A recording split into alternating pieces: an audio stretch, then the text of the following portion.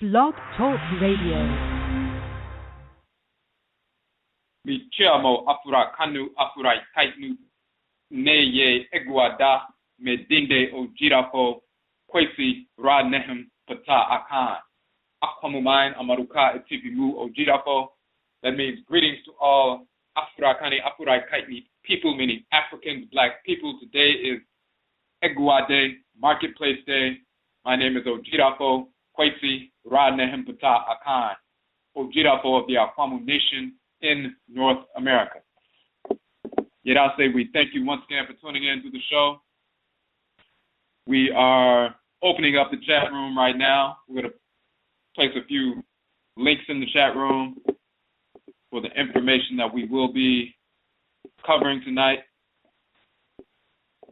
And we're just waiting for that to pull up. If you have a question or a comment on the phone line, just hit the number 1 so we can see that your hand is raised. And as we open up the chat room, if you have a question or a comment in the chat room, you must log in as a member, as a user, in order to comment and post questions in the chat room. If you don't have a Blog Talk Radio account, you can sign up for one very quickly in Blog Talk. All right, so chat room is opened up now, so we're going to put a couple of links in the chat room. The first one is to our Okom Economic Development page, and we're going to put another one there as well. And we also want to send out a message right quick to let individuals know that we are back on. We had an issue last night, and with regard to some technical issues, but we got that taken care of, so everything should be straight. So for the individuals who are new to the information, we do have 3 shows on a weekly basis. On Joada, Monday night, we have Akan Po Nanason, which is ancient, authentic Akan ancestral religion. So we talk about specifically Akan cosmology, Akan culture, the nature and the function of the supreme being called Nyamewa and Nyame and Akan, which is Amenet and Amen in ancient Kemet and Kanit, Egypt and Nubia.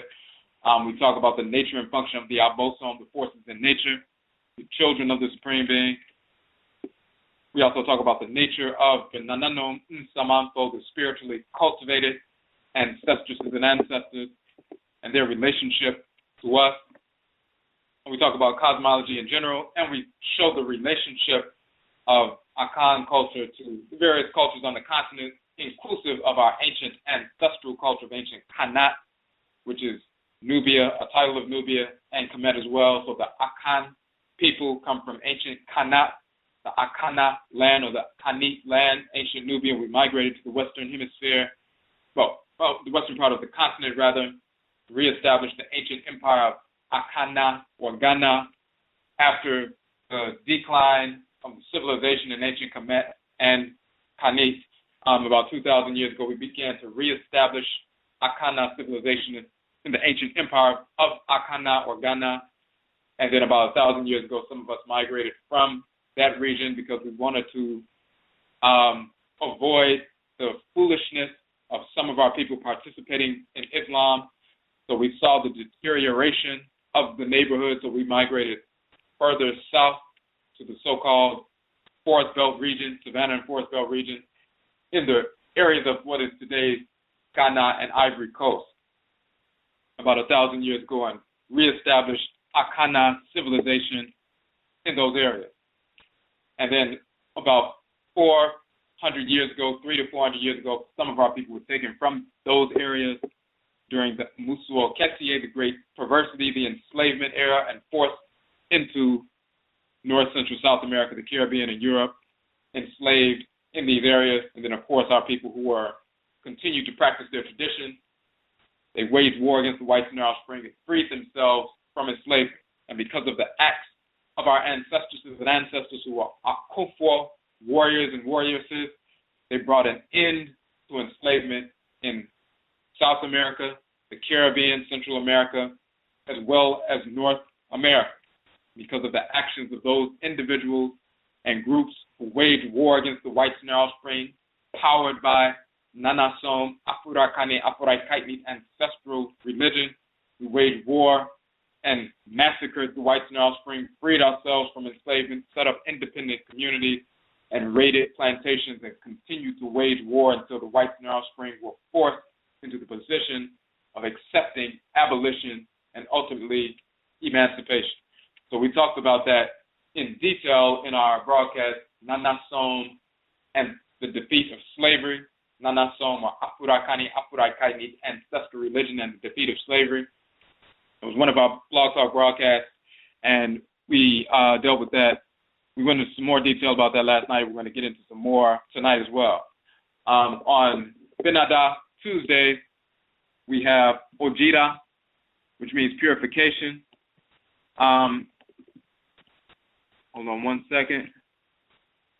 Just want to make sure we have this information out here. All right. So on Tuesdays, we have Ojira, the Ojira broadcast. Jira means purification. It also means a celebration of purification in the Akan tradition. But Jira also means purification in the language of ancient Kemet and can be found in the Medutu, the hieroglyphs of ancient Kemet. Jira meaning purification and also a celebration of purification. So it's the same term, same concept, going back thousands of years that we still utilize today in our contemporary languages. We deal with the purification of the culture. Nanasom, Afuraitkait, ancestral religion in general, how it animates our Amamre, our ancestral culture, and is the foundation of Ama Incestu, nation building, and restoration. So we talk about different aspects of ancestral religion, how it impacts every aspect of our lives, and it's the integral component of every aspect of our lives. We clarify information, purify misconceptions with regard to cosmology, cultural ritual practice, the relationship of ancestral religion to liberation, to revolution and resolution and so forth, the nature of divine order being comprised of divine law, love, and divine hate. So we go into detail about a number of different things on that show. All of the Blog Talk broadcast archives you can find on our channel. We have 120 shows to date. All of them range between 2 and 3 hours. You can download all of those 120 broadcasts directly from the channel. You can also follow us on the channel. And when you follow us on the channel, just hit the follow button right by the title of the show. Whenever we send out new information, updates, when we publish new books, when we release information or have new broadcasts coming up, we'll send out a mass email and you'll be alerted to the information that's coming up. So you can download that information. We've also saved some of the broadcasts, uploaded them as videos on our YouTube channel. We are also Ujirafo on YouTube. So we haven't uploaded all of them, but some of them we have. And you can share those videos. And for ease of sharing, we've uploaded them to YouTube. You can share them on Facebook, share them on Google+, share them on Twitter and so forth. So you can check that out as well. You can also follow us on Twitter as well as YouTube, as well as Instagram. We're Ojirafo on all those platforms. And we also are Afuraitkait on Facebook. We also, in addition to that, have our own separate social media network called Afuraitkait Nanasom Ntontan, which is Ancestral Religion Network. You can join that at Afuraitkait.ning.com, Ning.com. It's on the Ning platform.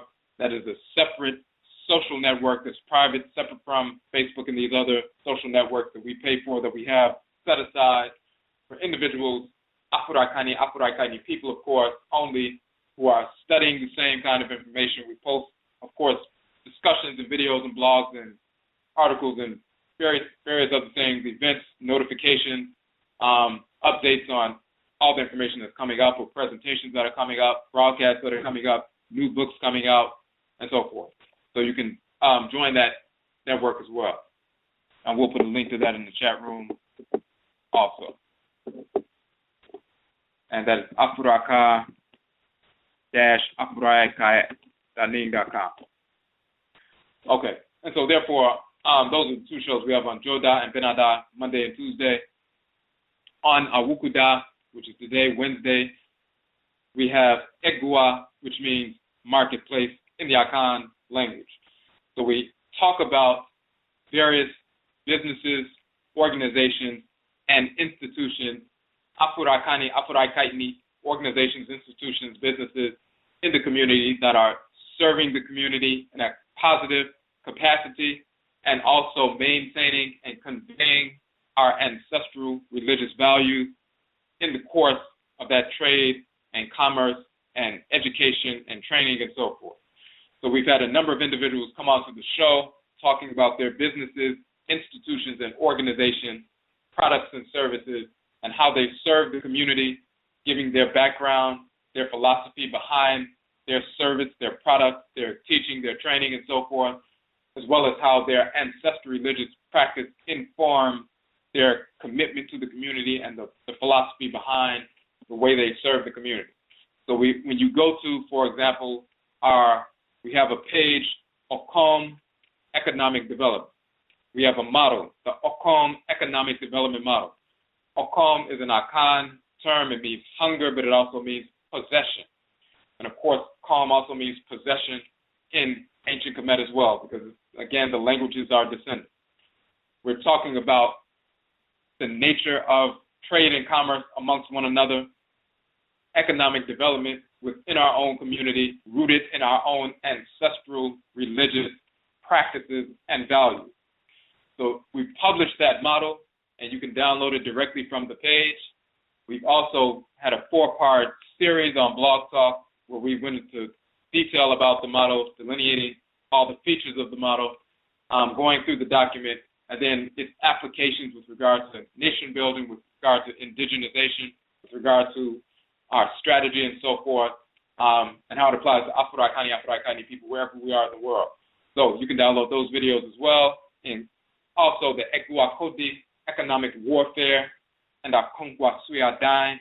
So with economic warfare, every time we spend dollars, spend money, it is actually a strike against the whites and their offspring. Every spend is a strike. And when we recognize we are behind enemy lines, every time we access resources, we are accessing resources in order to strengthen ourselves so that we can build ourselves up, defend ourselves, and liberate ourselves, and defend ourselves and protect and sustain that sovereign independent status that we have achieved. So every time we spend a dollar, a penny, it is a strike against the whites and their offspring, against our enemies. So we talk about that in the EGUA Kodi economic warfare piece, and then we also have another video dealing with Nokwarefo, Ne Amamre. We're talking about self-employment from an Afuraitkait perspective and ancestral culture and the intersection of ancestral culture and self-employment. All of those videos you can get directly from the Okom Economic Development page, and then the list of businesses that we are targeting. We're targeting one business, organization, or institution, Afuraitkait, of course, African, of course, per week for 52 weeks. We are in week number 11 of our operation, and it's going to continue. So at least one business, organization, or institution per week for 52 weeks. The business of the week this week is Just Right Technology, owned by Baba Jason Thigpen. He came on the show a while back, sat with us for 2 hours, talked about his business, his approach to teaching and training with regard to information systems and so forth. Gave a lot of great information, an Afuraitkait-centered approach to teaching technology to our people. So you can access that interview directly on the Okom Economic Development page. You can also access his website directly through the page. You can go to his website and make your donation. When we talk about Okom Economic Development, we're talking about the strategy of starving the beast and feeding the pride. So when we say starve the beast and feed the pride, we're talking about making an assessment about the money that we spend on a regular basis, on a weekly basis, every week, before we go out into the world and begin to spend our money. We make a decision, make an assessment, and make a determination. Where we would have wasted money at Starbucks, where we would have wasted money at McDonald's, wasted money at Burger King, wasted money at CVS, wasted money at Walmart, different places purchasing products and or services that we really do not need, instead of wasting that $5, $10, $12 on that particular product or service throughout the course of a week, to starve the white beast, take that $12 and feed the pride, reallocate it towards the business of the week. And again, as we always say, if we had 1,000 people doing that, then that would be $12,000 taken from the whites and their offspring, starving that white beast of $12,000 and reallocating it to feed the pride, the business of the week.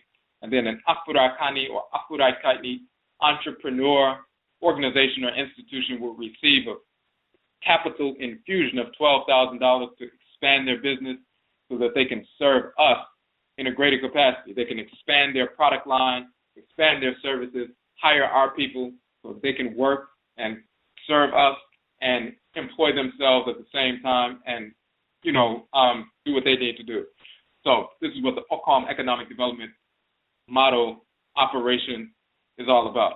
So again, you can go directly to the OCOM Economic Development page, see the various businesses and all of the interviews that the business owners did with us, and institution owners and organization owners did with us, and you can go directly to their website and make your contribution. But the business of the week is Just Right Technology, owned by Baba Jason Thigpen. We focus on one business per week, because we want the optimal capital infusion towards a specific business, and then the next week we go to the next business, and the week after that we go to the next. So each business receives an infusion of capital so that they can expand their products and services, as opposed to just saying to the community, hey, buy black, that's a program. You can do that, but when you target businesses, then they can receive an infusion of capital, expand their services, and then they can participate in this starving the beast and feeding the pride as well once they've been expanded. So that's the strategy. So now we want to get to the information that we're going to be dealing with, and we also have one more post in the chat room. We wanted to make, and that's just a link to our website, publications page on the website, because one of the documents, More Means Dead, one of our books, you can download that, the free ebook version of that. And we're going to touch on some of the information in that publication as well. So before we get started with the information about the Barbary Coast Slave Trade, that book that we just linked to, More Means Dead, that's one of our 16 books. We've published 16 books to date. We've also published over 60 articles, research articles. And again, as we said, we have 120 broadcasts to date, as well as on this 120 broadcasts with regard to Blog Talk. But we've also did broadcasts on Ustream prior to doing broadcasts on Blog Talk, and the Ustream videos are out there as well. So we had something like 40 or 50 of those videos out, in addition to the 120 Blog Talk radio broadcasts. So, but the publications, we have 16 books out to date. We have more books coming forward that we are working on and will be released very soon. In fact, we should have at least one of them coming out, book number 17 this month. The ebook versions of all of our books are free, so you can download them at any time in their entirety. Then we also publish, print, and in-house on our own printers, in color, our own books. We have the soft cover versions of our books. They range between $8 and $11. So if you'd like to make a purchase of the soft cover versions of our books, you can do so. You can also download the ebook versions for free. Those who order 10 books or more, like the first 10 books, for example, or 11 books or the whole 16-book set, if 10 books or more, it's automatically 30% off. So that option is permanent. You'll see that on the webpage. And we also have that 30% off option for those who would like to become distributors of our books, so you can generate money for yourself simply by showing people the books. And when they order, they can order them directly from you. The minimum purchase is 10 books, 30% off, of course, and then you purchase them for 30% off, and you sell them full price. So if you purchase the Kuku Tuntum, the ancestral jurisdiction is $10, you purchase for $7, and then you sell it for $10. So we have that program in place. Individuals, we have a few distributors already. No Kwadefo, which is our term for distributors. No Kwade meaning truth. No Kwadefo are individuals, people, fo, who dispense truth or disseminate truth. So if you would like to become no Kwadefo, independent entrepreneur selling the books, just simply contact us. The information is on the Nhoma page, the publications page of our website. And we are looking for distributors, and of course, you wouldn't be working for us, you'd actually be working for yourself. And this is a way to get the information out, but it's also a way to employ yourself while positively impacting the community at the same time. So, and then we also, one last thing with regard to that, we talked about the Fekwo last night, establishing groups. Fekwo means group or association. Establishing the Nanasom, Afuraitkait Ancestral Religion groups. And you can establish those, one or more people. You get together, we have a specific curriculum based on the publications, starting with the Kuku Tuntum, the Ancestral Jurisdiction, the book dealing with the cosmological foundation of creation, the nature of Amen, Amenet, Ra, and Ra'et, Afuraka, Afuraitkait, Ma'al, Ma'at, the nature of the divinities, the ancestresses and ancestors in relationship to us, as well as the fictional characters of the Bible, Quran, and Talmud, Jesus, Moses, Muhammad, Abraham, Isaac, Ishmael, Solomon, Sheba, Buddha, Brahman, Allah, Yahweh. All of these characters are absolutely fictional, never existed of any race or in any form whatsoever, and we proved that in the Kuku Tuntum. So that's the first book in the curriculum. So you'll see all of that on the Fekwu page, and we're going to put that link in the chat room as well. And when you form a Fekwu, a group, you can access the softcover publications, which are part of the curriculum, for 30% off as well if you formed a study group.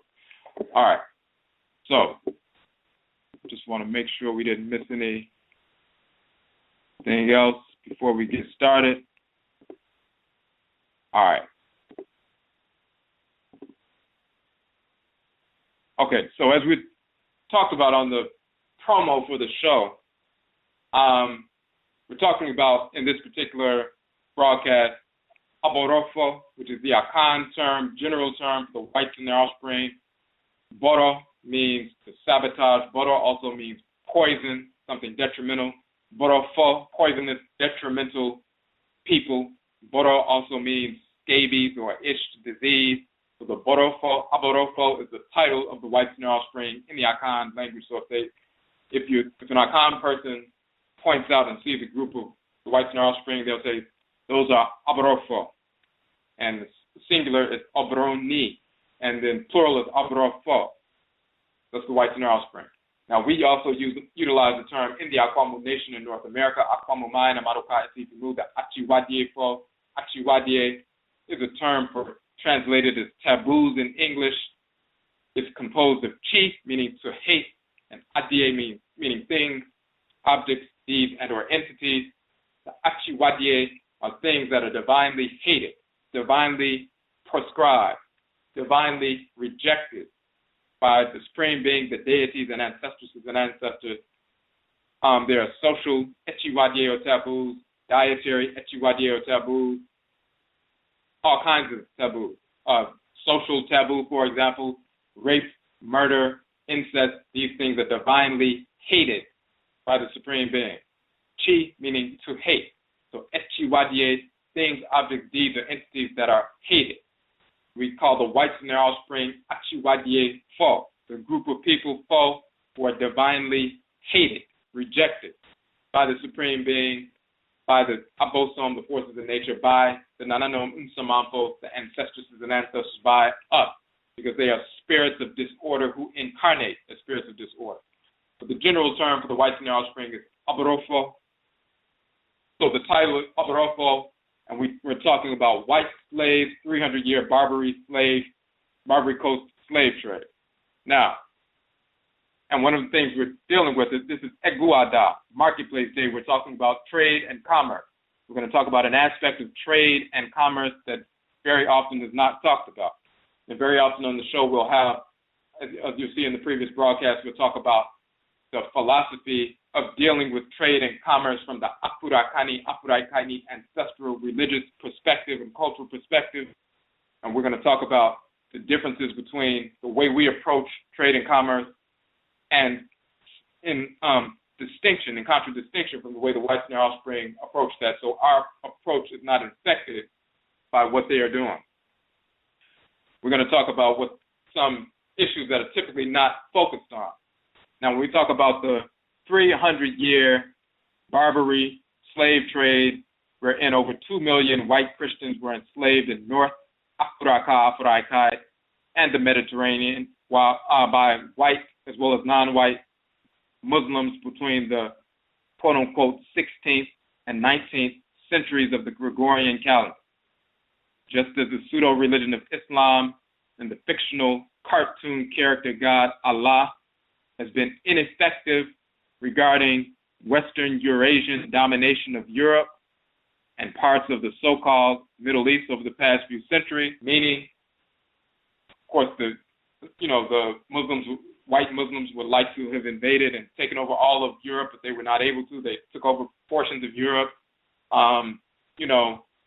Spain and Portugal and different places. There were black people erroneously and derogatorily referred to as Moors by the whites and their offspring. Of course, Moor means dead. We prove that conclusively and irrefutably in our book of the same title. Moor means dead. So that's a derogatory title that was applied to black people by the whites and their offspring, our enemies. So some of the black people were brainwashed and embracing Islam and erroneously referring to themselves as Moors, that were really being referred to as Moors by the whites and their offspring. They invaded the southern Europe. They had taken over portions of southern Europe for a few centuries, but eventually the whites and their offspring, the Western Europeans, the Western whites, because the white Arab, white Hindu, and so forth are Eurasians as well. So Eurasia, of course, is Europe and Asia. The Western Eurasians are the Europeans. Eastern Eurasians are the Asians, such as the Chinese and Japanese and others, but then you also have white Hindus and white Arabs and the various other so-called Middle Easterners. So, give me 1 second. I want to make sure we got this up. Okay.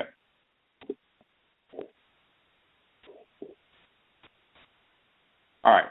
So, just like they would have liked to have taken control over the entirety of Europe, once the Western Eurasians began to gain their footing once again, they forced the white Arab Muslims out of many parts of Europe. And then, of course, they began to take control over different parts of the so-called Middle East. So this is what we're talking about in that particular section. So just as the pseudo-religion of Islam and the fictional god Allah has been ineffective regarding Western Eurasian domination of Europe and parts of the so-called Middle East, for example, Palestine, Israel area. Of course, the white Arabs would like to be in 100% control, but their Western Eurasian brothers are in control of Israel right now. And of course, in reality, that landmass is originally occupied by Afuraitkait people prior to the whites and their offspring existing in the world. So all of the whites and their offspring, whether they're Western Eurasians or Eastern Eurasians, they're all invaders because the original inhabitants were our people. And there were no such thing as any ancient Hebrews. That's total mythology. But the whites and their offspring are in control right now.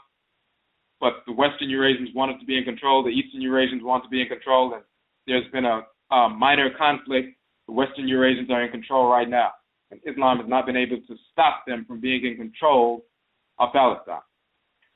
So, and this is what we're talking about. So just as that fictional religion, pseudo-religion of Islam and the fictional god Allah has been ineffective regarding Western Eurasian domination of Europe and parts of the so-called Middle East over the past few centuries, so was the pseudo-religion of Christianity and the fictional cartoon character god Jesus or Yeshua ineffective and impotent thus being unable to, quote-unquote, save white Christians from being enslaved by Muslims for 300 years.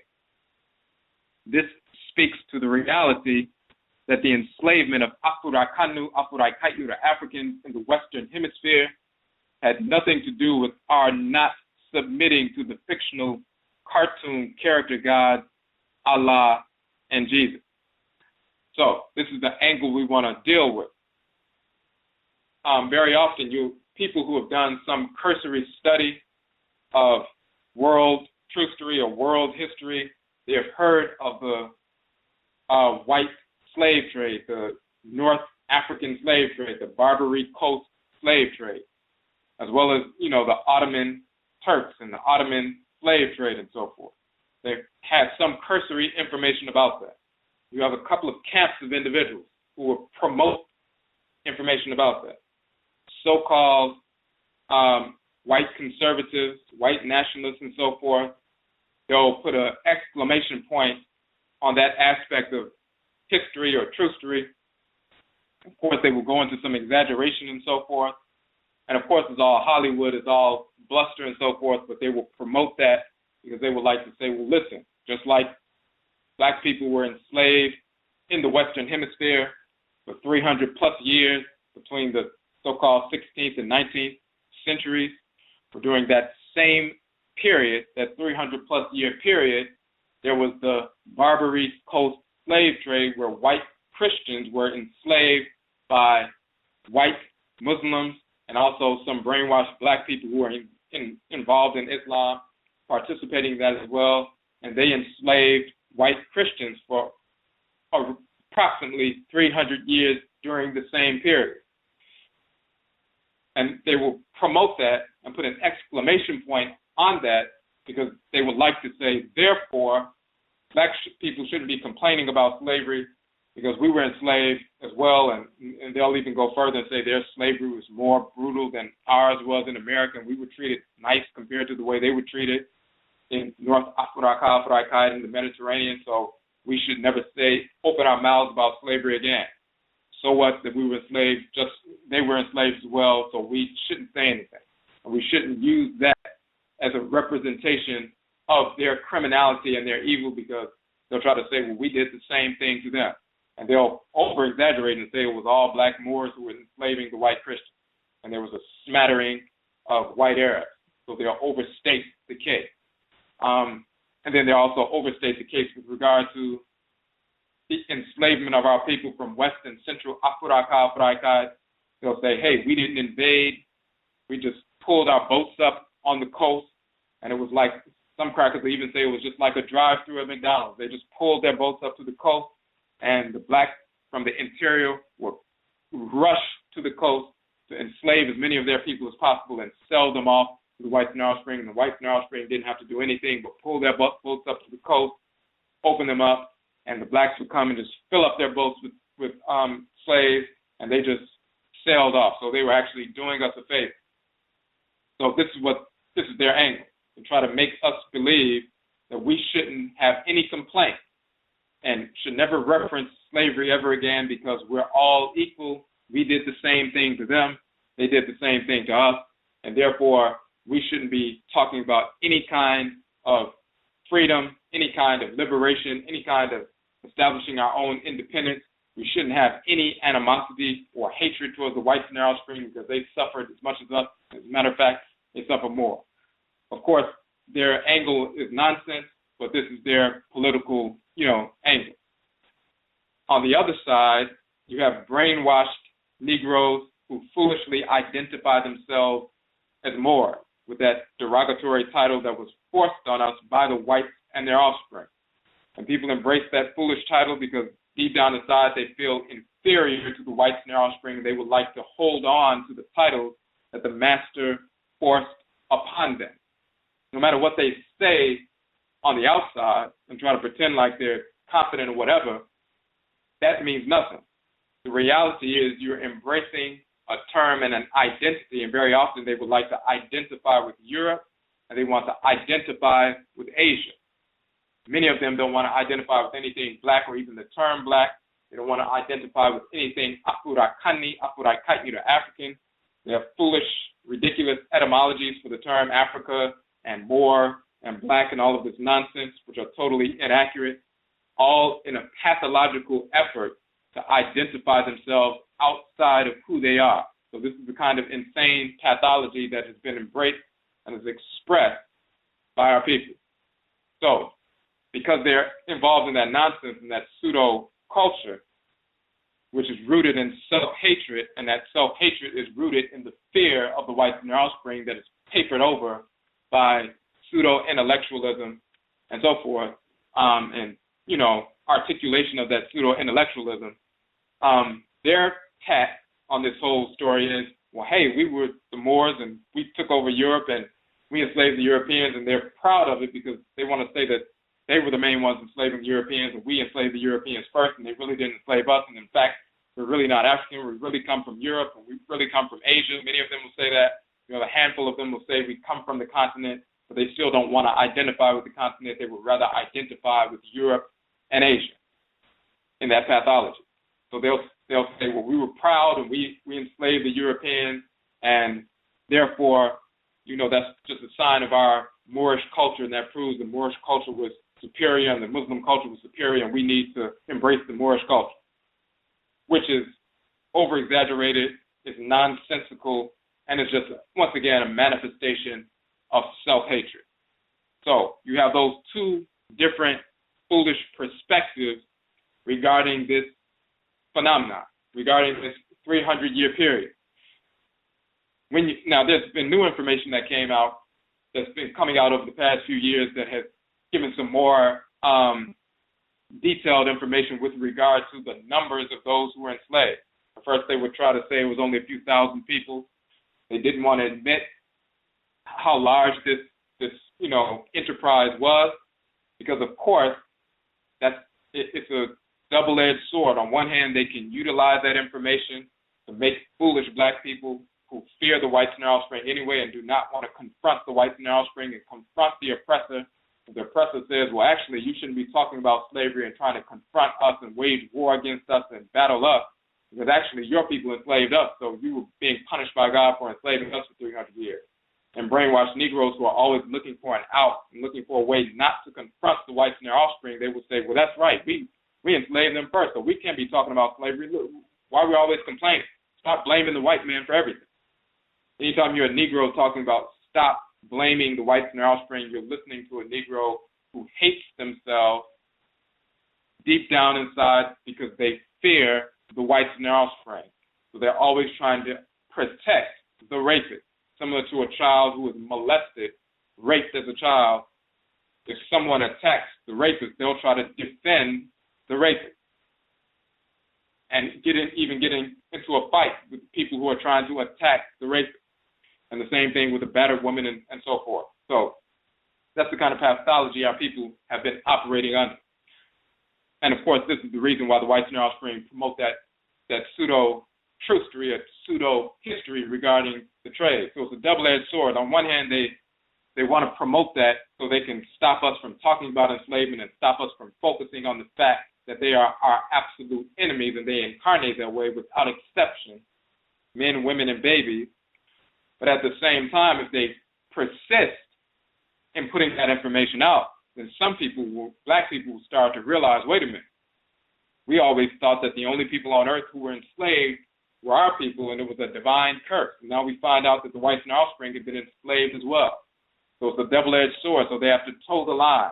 They have to give enough information to make our people not want to confront them and not talk about slavery, because then they can turn around and talk about how some of our people enslaved them, so that silences the ignorant amongst us and makes us seek to no longer, quote-unquote, blame the whites and their offspring, which, of course, they are to blame.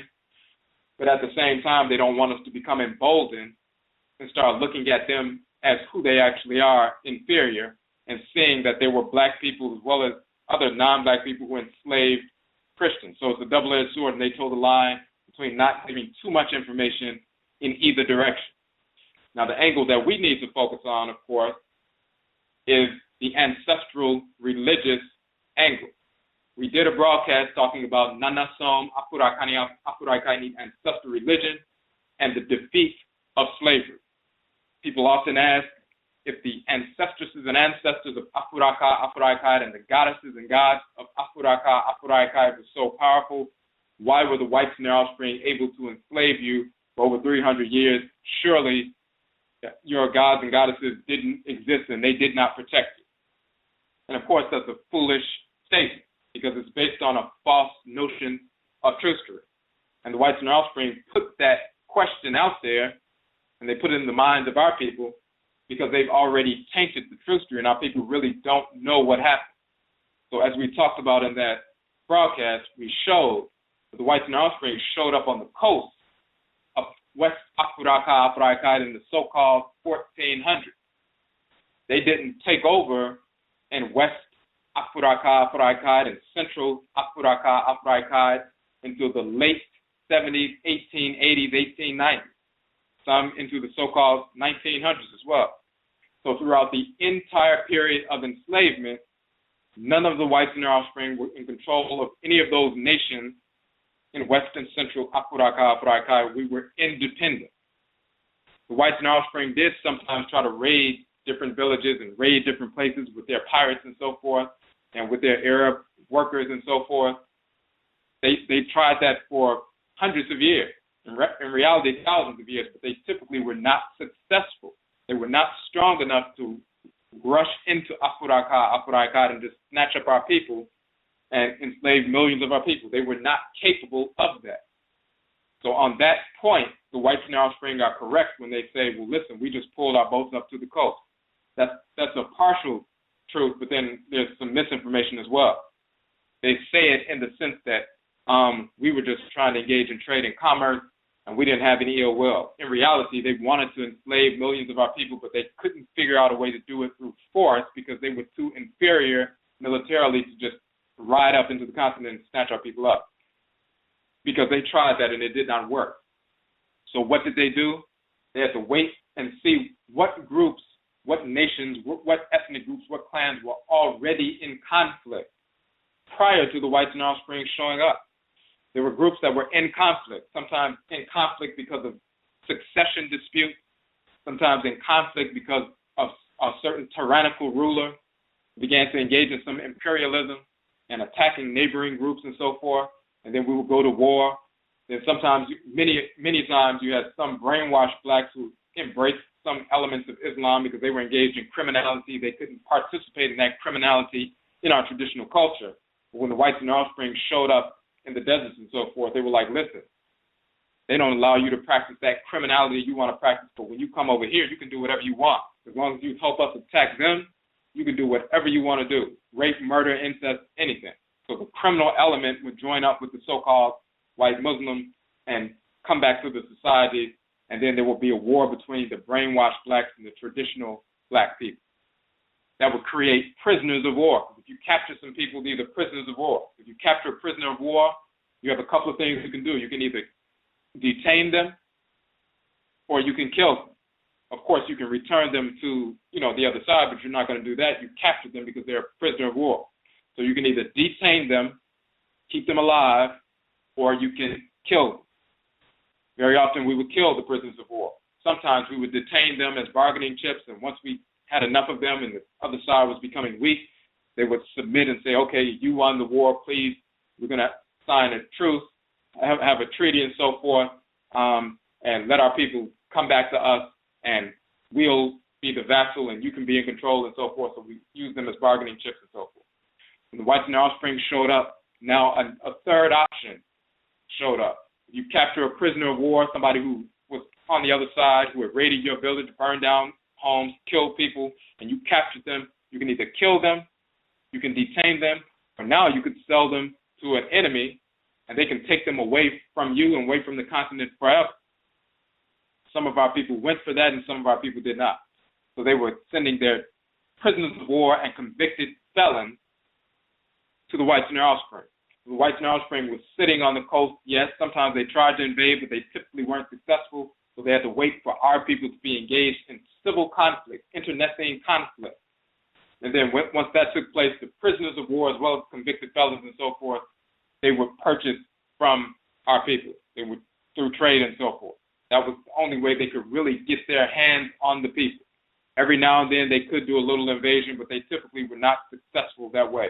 The way the triangular trade jumped off is because they waited for our people who are in conflict already in different places. This is why it took them hundreds of years to get to that point of getting this many people out of the continent, because they had to wait for political, changes, shifts, succession disputes. The king dies, who's going to be the next king? There's a civil war and so forth. We talked about that in detail. So, but once that happened, it had nothing to do with white Christians showed up. We were praying to our gods didn't answer. The white God came, they snatched us up and drug us hundreds of miles through the forest, threw us on boats. We were kicking and screaming and crying and praying, and nothing would happen. They just took us to America. That never happened. So that question about why were your gods not helping you, that's nonsensical. The only reason some of our people got caught up is because we were engaged in civil war with one another, and the prisoners of war were sent. Very similar to here. If there's a conflict, somebody breaks into your house or shoots at somebody or kills somebody, and you call the police and they snatch the people up and take them to jail, or you get some guns and you shoot at some people, you capture a few people, you can either kill them or then send them to jail. And some of our people will send them to jail because we sent them to jail. So this is the same thing that was taking place back then. Now, once our people got over here into the Western Hemisphere, North, Central, South America, the Caribbean, as well as those who were enslaved in Europe, it was precisely those individuals who maintained their ancestral religious traditions who were the ones who actually freed our people from enslavement. In Haiti, of course, with Vodun. In Jamaica, of course, with Obia and other traditions, the Maroon societies and so forth.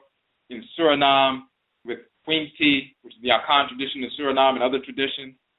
The Yoruba tradition and Vodun and so forth, Candomblé in Brazil and Palmares and so forth, with Kudu and Juju and Voodoo and the Gullah Geechee traditions in North America, where we waged war against the whites in our spring. We talked about Okunfo Yao, Nat Turner, Okunfo Telemaki, Demark Vesey, and Gabriel Prosser, and different individuals who waged war against the whites in our spring, powered by ancestral religion.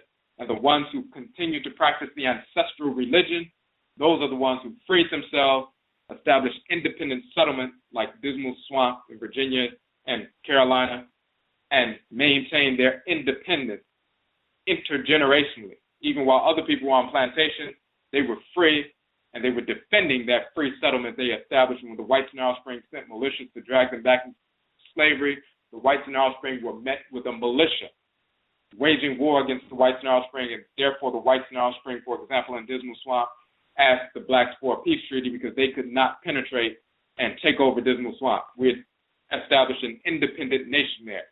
And some estimates talking about at times there were over 2,000 people living in that independent nation. And we considered that a nation because we were independent, developed it, we grew our own food, we healed ourselves, and we defended our settlement intergenerationally.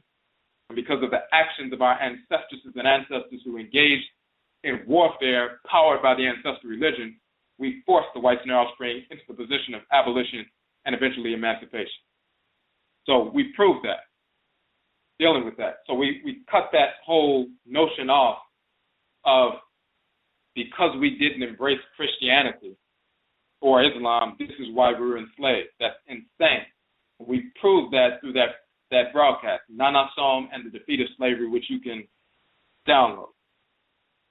So the angle we want to talk about is because they bring forth that foolish argument, and we've squashed that argument and proved exactly the opposite.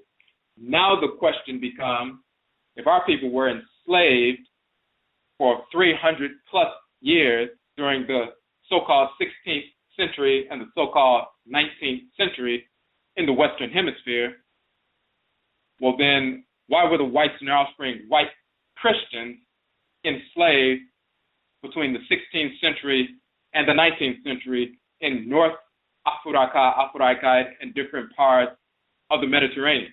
White Christians. Why were white Christians able to be enslaved for 300 years, and they were literally calling on Jesus, fictional cartoon character God, but somehow they were not saved.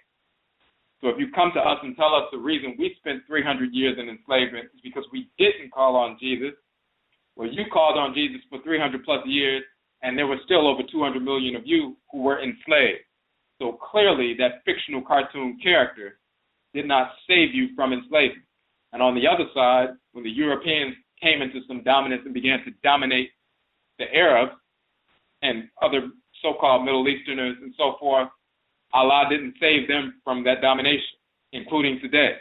The white Arabs would love to be in control, 100% control of Israel or in other places, but they're not. And praying to Allah has not stopped them. The whites and offspring went into Iraq, killed over plus nearly 2 million people in Iraq. The white Arabs in Iraq would love to have been in 100% control of Iraq. They were there for over 10 years, killed over 2 million plus people, and Allah did not stop the white Christians from killing 2 million plus Arabs. The same thing in Afghanistan. They've killed thousands and thousands and thousands of so-called Arabs, as well as black people who are indigenous to that Afghanistan region. Praying to Allah never stopped that. So they're praying to their fake gods. How come praying to the fake God Allah did not stop you from being massacred by white Christians? If Allah was able to be so powerful, he would have stopped all of that. If the fictional cartoon character Jesus was powerful, he would not have allowed white Christians to be enslaved for 300 years. So first we're going to talk about this Barbary Coast Slave Trade, and then we're going to get into some more information. And again, for those individuals who have a question or a comment on the phone line, it's the number 1. If you have questions in the chat room, you must log in order to interact in the chat room. So let's give some basic information about the Barbary Coast Slave Trade and then some of the conditions so we can understand what was going on and then see the folly and the foolishness of these arguments that they have put forward on us. After we get done, no black person who has any sense and who has embraced our truthstory will ever submit again to this foolish doctrine that because we didn't embrace the fake, foolish, cartoon, homosexual characters, Jesus and Allah, that's the reason we went into enslavement. So let's see what happened to the Christians who fully embraced the fictional cartoon character Jesus for their entire lives for centuries. What happened to them? So, the Barbary slave trade, talking about white slave markets, flourished in the Barbary Coast of North Afuraka, Afuraitkait, dealing with modern-day Morocco, Algeria, Tunisia, and western Libya between the 16th and 19th centuries of the Gregorian calendar. They were prospered while the states, they were under Ottoman control, but they were really independent states. They traded primarily in European slaves. They were acquired by Barbary pirates in slave raids on ships and by raids on coastal towns from Italy to Spain, Portugal, France, England, the Netherlands, and as far afield as Iceland. Men, women, and children were captured to such a devastating extent that vast numbers of seacoast towns were abandoned. So the Barbary pirates, and primarily white, Arab, Muslims, and so forth, but then you also had some black people who were brainwashed with the fake religion of Islam who participated as well. They were pirates. They were first in the 13th and 14th centuries and so forth. You had these European pirates who were in control of those areas, sailing around and doing what they were doing. But then the Barbary pirates came into power, and they were controlling the seas at that point around those areas, and they were raiding nations. And again, from Italy to Spain, Portugal, France, England, the Netherlands, as far afield as Iceland, men, women, and children were captured. And they began to abandon seacoast towns because they knew if they lived near the sea that they were likely to be invaded, raided, and the Barbary pirates would come in and snatch up whole villages of people. Now, they talk about Ohio State University. There's a professor who published a book, Christian Slaves, Muslim Masters, White Slavery in the Mediterranean, the Barbary Coast in Italy from 1500 to 1800.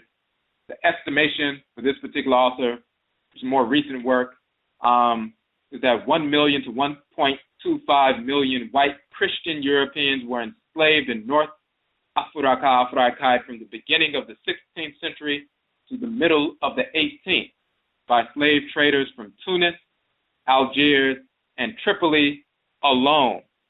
So 1 million to 1.25 million from Tunis, Tunisia, Algiers, Algeria, and Tripoli and Libya alone. These numbers do not include the European people who were enslaved by Morocco and by other raiders and traders of the Mediterranean seacoast. So this is why it pushes that number beyond. They say roughly 700 Americans were held captive in this region as slaves between 1785 and 1815. 16th and 17th century customs statistics suggest that Istanbul in Turkey, additional slave import from the Black Sea, which of course is Central Europe, may have totaled around 2.5 million from 1450 to 1700. The markets declined after the loss of the Barbary Wars, when the Europeans and the Americans began to attack the Ottoman Turks and so forth, and finally ended in the 1830s when the region was conquered by France. So approximately 300-year period between 2 and 3 million, primarily Europeans, enslaved by white Muslims as well as non-white Muslims. So for 300 plus years, white Christians. The white Christian God didn't stop you from being enslaved for 300 years. But then they turn around and say, well, the reason black people were enslaved because they didn't embrace Christianity, so you were enslaved for 300 plus years. But they're not telling you about their enslavement at the same time, during the same period, millions of people. So let's get into some more details about how it happened. And they're talking about, you can read, and there are different places you can, if you type in the Barbary Coast Slave Trade, you find all kinds of information, blogs, books, new books that have been published, all kinds of websites. And we're just going to give you some basic information. After a revolt in the mid-17th century reduced the ruling Ottoman pashas to little more than figureheads in the region, the towns of Tripoli in Libya, Algiers and Tunis. Algiers is in, capital in Algeria, and Tunis is in Tunisia, North Afuraka, Afuraitkait, and others became independent in all but name, without a large central authority and its laws. The pirates themselves started to gain much influence. Pirate raids for the acquisition of slaves occurred in towns and villages on the African Atlantic seaboard, as well as in Europe.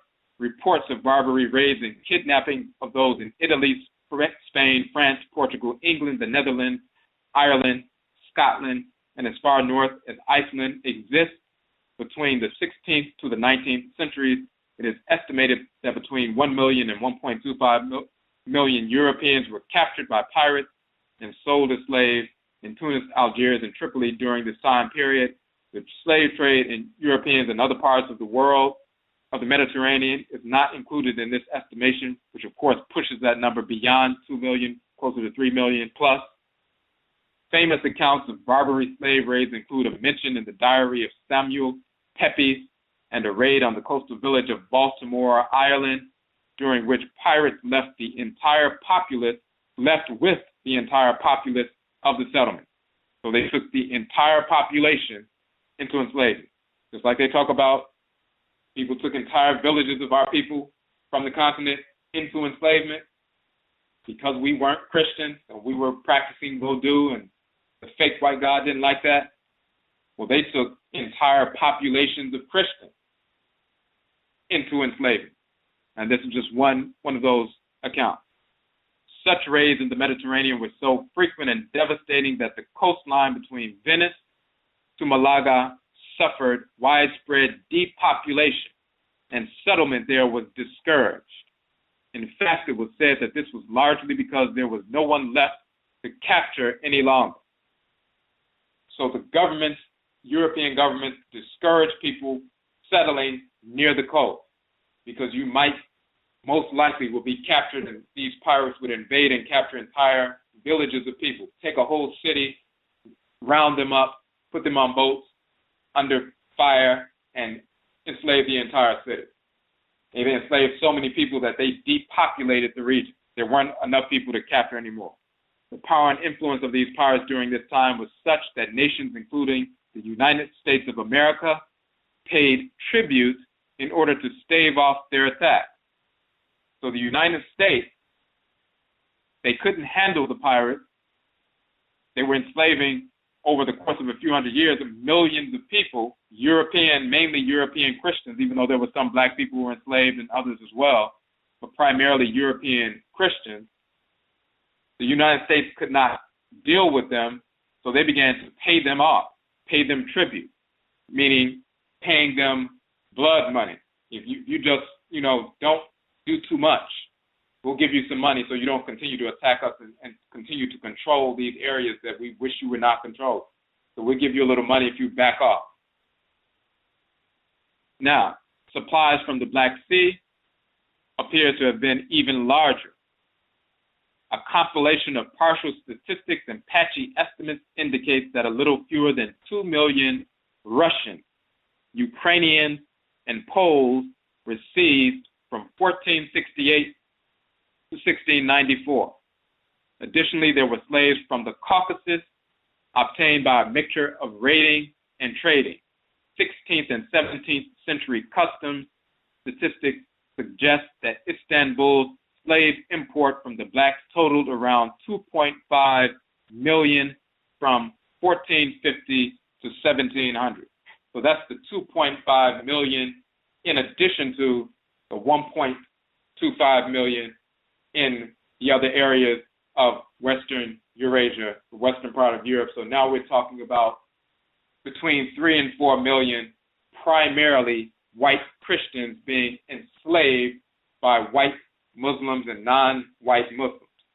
Meaning, the most important part of that, meaning the white Christian faith God did not protect. They were praying fervently for their deliverance, but the white God did not protect them and allowed millions of them to be enslaved for hundreds of years. That's key. And then they talk about the decline. So let's get into some of the conditions. And of course, the whites and their offspring will over-exaggerate some of these to make themselves, make brainwashed Negroes feel like we should have some compassion. Anytime when the whites and their offspring were enslaved or tortured, whether it was by Muslims or whatever, any time that happened, of course, they deserved it, no matter what, just by nature of the fact that they're crackers, they're the whites and their offspring, they're spirits of disorder. So we have no compassion whatsoever for anything that they've gone through. The only time we're going to have compassion is when we exterminate the entire population of these spirits of disorder. Now, and that's just not compassion meaning sadness, but passion, happiness, fullness. Now, let's look at some of the conditions. There's a section, particular page of facts, it's ancientorigins.net. This is just one of many websites. You can find this information all over the place. Life as a Barbary slave. The slaves captured by the Barbary pirates faced a grim future.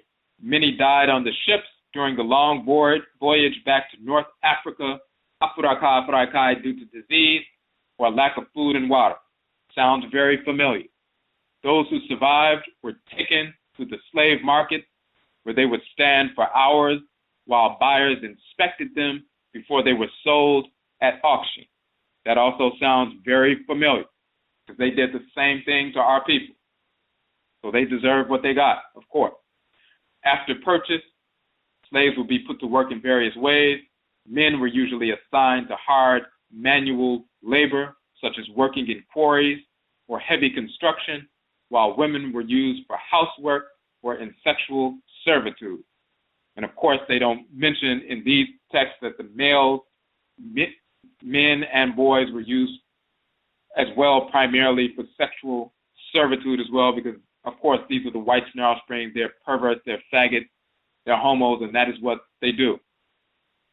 At night, the slaves were put into prisons called bagnios that were often hot and overcrowded. However, by far the worst fate for a Barbary slave was being assigned to man the oars of the galleys. Rowers, talking about rowing the boats, were shackled where they sat and never allowed to leave. Sleeping, eating, defecation, and urination took place at the sea. Overseers would crack the whip over the bare backs of any slaves considered not to be working hard enough. Of course, that sounds we were being whipped and tortured and so forth. When we were chained in the boat, we were forced to sleep and defecate and everything in the same spot, being bitten by rats and so forth while we were laying in chains. No relief. So some of this happened to the whites in their offspring as well. Of course, they deserved every bit of it, every ounce of it. So this is what we're talking about. We're talking about these conditions happening over hundreds of years. The question has to be asked once again. How come the fictional cartoon character White God did not stop this for hundreds of years, intergenerationally, for millions of white Christians? Because they don't have a God. They don't have a real divinity. And then they want us to embrace this fake white divinity that didn't save them from enslavement for 300 years, but tells us that if we had embraced the white divinity, we wouldn't have gone into enslavement for 300 years. Now, then they also talk about when the decline began, the corsairs, which is the title for some of the Barbary pirates, the activity began to diminish in the latter part of the 17th century, as the more powerful European navies started to force the pirates to cease attacking their shipping. However, it wasn't until the first years of the 19th century, meaning the 1800s, that the United States of America and some European nations began to fight back more fervently against the Barbary pirates. Algiers was frequently bombarded by the French, Spanish, and Americans in the early 19th century.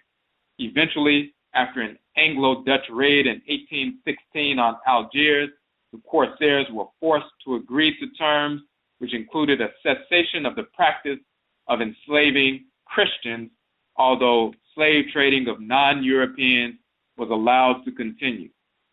Now, this is after hundreds of years of the Barbary Coast Slave Trade, but then even prior to that, when you're dealing with Istanbul, you're dealing with the enslavement of Russians, Ukrainians, and so forth. That's going back to the 1400s. So 300 to 400 years, finally they came to an agreement that they would stop enslaving Christians. They came to an agreement, a contract. They didn't just force them through, direct control. They submitted to an agreement. And it took them hundreds of years. And it wasn't through prayer. Now, okay, and then they also say occasional incidents continued to occur until another British raid on Algiers in 1824, and finally a French invasion of Algiers in 1830, which placed it under colonial rule.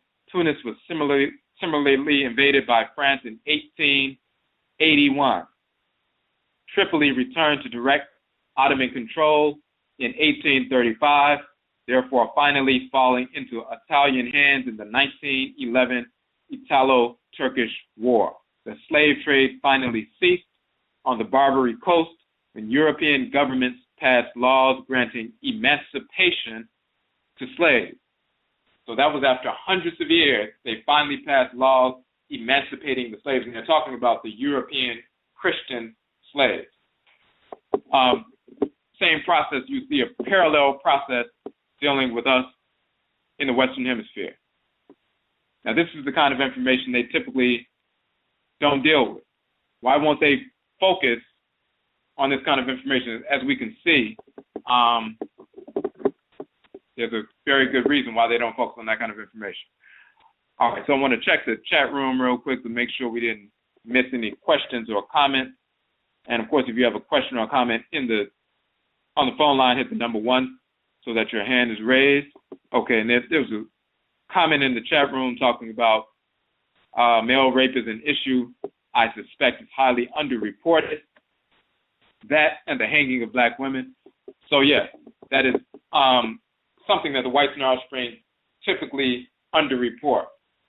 It's not because they're embarrassed about it because that's their nature. They are dissexual by nature. That's how they came into being as the whites and their offspring. They're sexually perverse. The reason why they don't report that as much is because they know, even though they've brainwashed us with different aspects of Christianity and Islam and white culture and these different things, one thing that they know that our people typically would never submit to or embrace, no matter how much white culture they force on our people, is the acceptance of dissexuality. We could be super brainwashed with Christianity and everything else, but the vast majority of our people would never fall so low that we would begin to embrace dissexuality. So they would underreport that, because that would be the one thing that makes people snap. You can enslave people just like an animal. Somebody's kicking an animal and putting a leash on the animal and, torturing them for months, even years, and at some point, the final straw happens and the animal lunges forward and rips the arm off of somebody after years of being tortured. The same thing, the whites and their offspring recognize what happened with our people. They start trying to force this sexuality, homosexuality, and so forth. They start talking about those kinds of narratives with regard to enslavement, talking about all the molestation and rape and this sexual rape and so forth that happened with males, young and old, throughout enslavement. Then every time a black person today will look at a white person at work or in the street and so forth, they will see that same white slave master who is reincarnated, that same perverse, dissexual rapist, and their natural divine hatred for the whites and their offspring, which is innate and divine, will begin to surface. And that's something the whites and their offspring do not want to happen. They've been trying to suppress that. So they've always taught us this pseudo-doctrine of hate is wrong, hate is evil, hate is not spiritual, immature, hate is an emotion. Anybody talking about hate is an emotion is immature, and we don't deal with hate, and we're not racist, and we can't be racist because we don't have power, and we're not into hating people, we just hate their actions, then you know those individuals are brainwashed. Hate is divine. We prove that through, of course, in our book, Modern and Chi, Divine Law and Divine Hate. They don't want us to embrace divine hate, because when you embrace that, then you move on that energy and you seek to exterminate your enemy, because you're fully expressing that divine hate. So they can't do anything that will well up that divine hate within you and uncover that and unleash that. And they know that talking about dissexuality and homosexuality in the narrative of enslavement will cause our people to wake up and arouse our people to the point we want to snap and really focus on what we should be doing, separating ourselves from these perverts, defending ourselves, and eventually eradicating these spirits of disorder from this planet. So I just want to go through and make sure we didn't miss anything in the chat room right quick and get to the phone line before we go forward. We have a call on the phone line. Okay, on the phone line, Michio, you had a question or comment? My question, can you hear me good? Yes. Is in regards to nature and the Aborofo, as what is seen that he has been doing in regards to conflict with nature, which manipulating the weather with the electronic device called HARP, mess with the seeds, polluting water. Nature has a way to really counterbalance and get back to what the Aborofo is doing to it, physically and in all aspects of nature. Okay, so you're asking if nature has a way of counterbalancing or repelling what the whites and their offspring are doing? Correct. Okay, yes.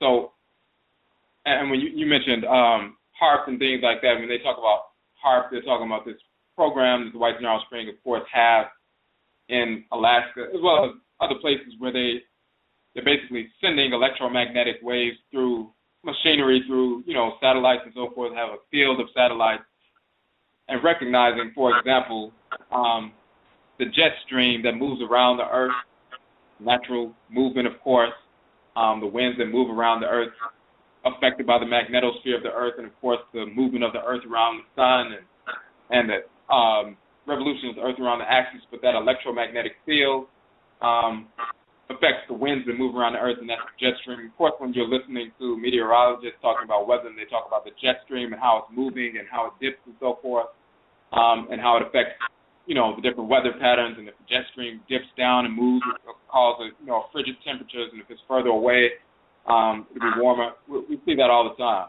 The Whites and Offspring can't control the jet stream, of course, but if they can project electromagnetic waves through satellites and so forth and pinpoint it to a portion of the jet stream, then they can bend the jet stream, put a little groove in the jet stream. And one slight groove in the jet stream can redirect some of that energy, and they can pinpoint that and calculate that and create something that appears to be a hurricane, and in reality it wasn't a hurricane, it was just a bending of the jet stream. It's very similar to the fact that you can't, pick up a car and move a car and push it back and forth and so forth as the car is driving down the street. But if you just slightly with your finger move the steering wheel slightly to the left, just like an inch, if you're going slow, a slight turn of the steering wheel with your finger will slightly make the car turn very slightly and move, very gradually to the left. If you were driving at 100 miles per hour and you slightly, turn the steering wheel with your finger a couple of inches to the left, you would careen off the road to the left and slam into whatever's on the side and create a great deal of, destruction. And the same thing occurs here with the jet stream and the electromagnetic field of the Earth. If you can put a slight groove, a slight bend in a portion of the jet stream, you can cause all kinds of destruction. So, the Whites and Offspring doing things like that, or poisoning the Earth, polluting the atmosphere and so forth, of course there's a response. And the response is there's, holes opening up in the ozone layer and everything else, but the Whites and Offspring can't handle that. They're spirits of disorder, they're melanin recessive, and so their birth rate is at negative population growth, and it's been that for, over a generation. Western European, Western Eurasian, meaning white Americans, white Europeans, and so forth, as they're called, they're less than 1/10 of the world population, and they're shrinking on a regular basis, on a yearly basis. They've never been the majority population in America ever. It's political, a political agenda to promote the idea that you have the enemy surrounded. If you're standing in a place and you have 100 people coming to attack you and you're just one person, then they're going to have the upper hand. But if you have a number of intercoms all around the space, and then you turn them all on at the same time, and it appears that the 100 people who are coming after you, they're all surrounded, and you yell through intercoms, and they think there are hundreds of people surrounding them, telling them to drop their weapons. Maybe they may drop their weapons because they believe that they're surrounded. So the Whites and Offspring will always put forth the narrative that they are the majority population in America. They've never been that. Some of our people were here already, but even when those people were wiped out because of the plague, just like there was plagues, the bubonic plague, the Black Death in Europe, the plagues were brought here by the Europeans as well, in their perverse blood, in their bodies and so forth, with their domesticated animals. And once that plague began to spread in North America and Central America and South America, it spread so rapidly it wiped out millions of people. Whole villages wiped out by the plague. So that's what decimated the population. And we were repopulated because the Whites and Offspring began to bring our people into enslavement from Afuraka, Afuraitkait to come and work these fields and so forth. So plantations and everything else. But the Whites and Offspring, their population has always been a minority in America, for example. They're less than 1/10 of the world population as far as Western Europeans, white Europeans, white Americans, and so forth. And then even when you look at the Arabs and other groups, they always overstate their population numbers. They downplay the numbers of, for example, Afuraitkait people in Iraq and Afghanistan and Palestine and Egypt and Saudi Arabia and these different places, you wouldn't even think there was one black person anywhere in those areas, and there are millions of black people. But they don't show them. The same thing in India. They won't show you the millions upon millions of black people in India. They only show you the tan-skinned, cracker-type Indians and so forth. So all these things just, are different points to put the information out there. The whites and their offspring are constantly changing the data, skewing the data to make it appear that they're in control. But when they attack the earth, then they suffer when the earth responds to whatever they're doing, whether they're poisoning the food or poisoning the soil or poisoning the waters or polluting the air or bending the jet stream or doing whatever. It has an impact upon them. So anything they do to the earth mother, it has an effect upon them. But that's not enough to stop them. Whatever they do to us, then we need to respond in kind and beyond that and go beyond that response. We can't wait for the earth mother to take the whites and our offspring out. She will protect herself, but we need to protect ourselves as well. So we don't sit down and pray for the earth mother to do whatever. We pray to the earth mother so she gives us the power and knowledge on how to go into the earth mother, extract the mineral life and the plant life necessary to create those chemical and biological agents to wipe out millions of the whites and their offspring, yet those agents will have no ill effect upon the melanin-dominant people, us, that produce these agents and put these agents together. So that's it. But yes, with regard to the things that they do to nature, the response is the suffering that they're actually experiencing right now that they don't report widely on. But their negative population growth is just an example, a major example of that. Yeah. Hear me and your phone was breaking up. Can you say it once again?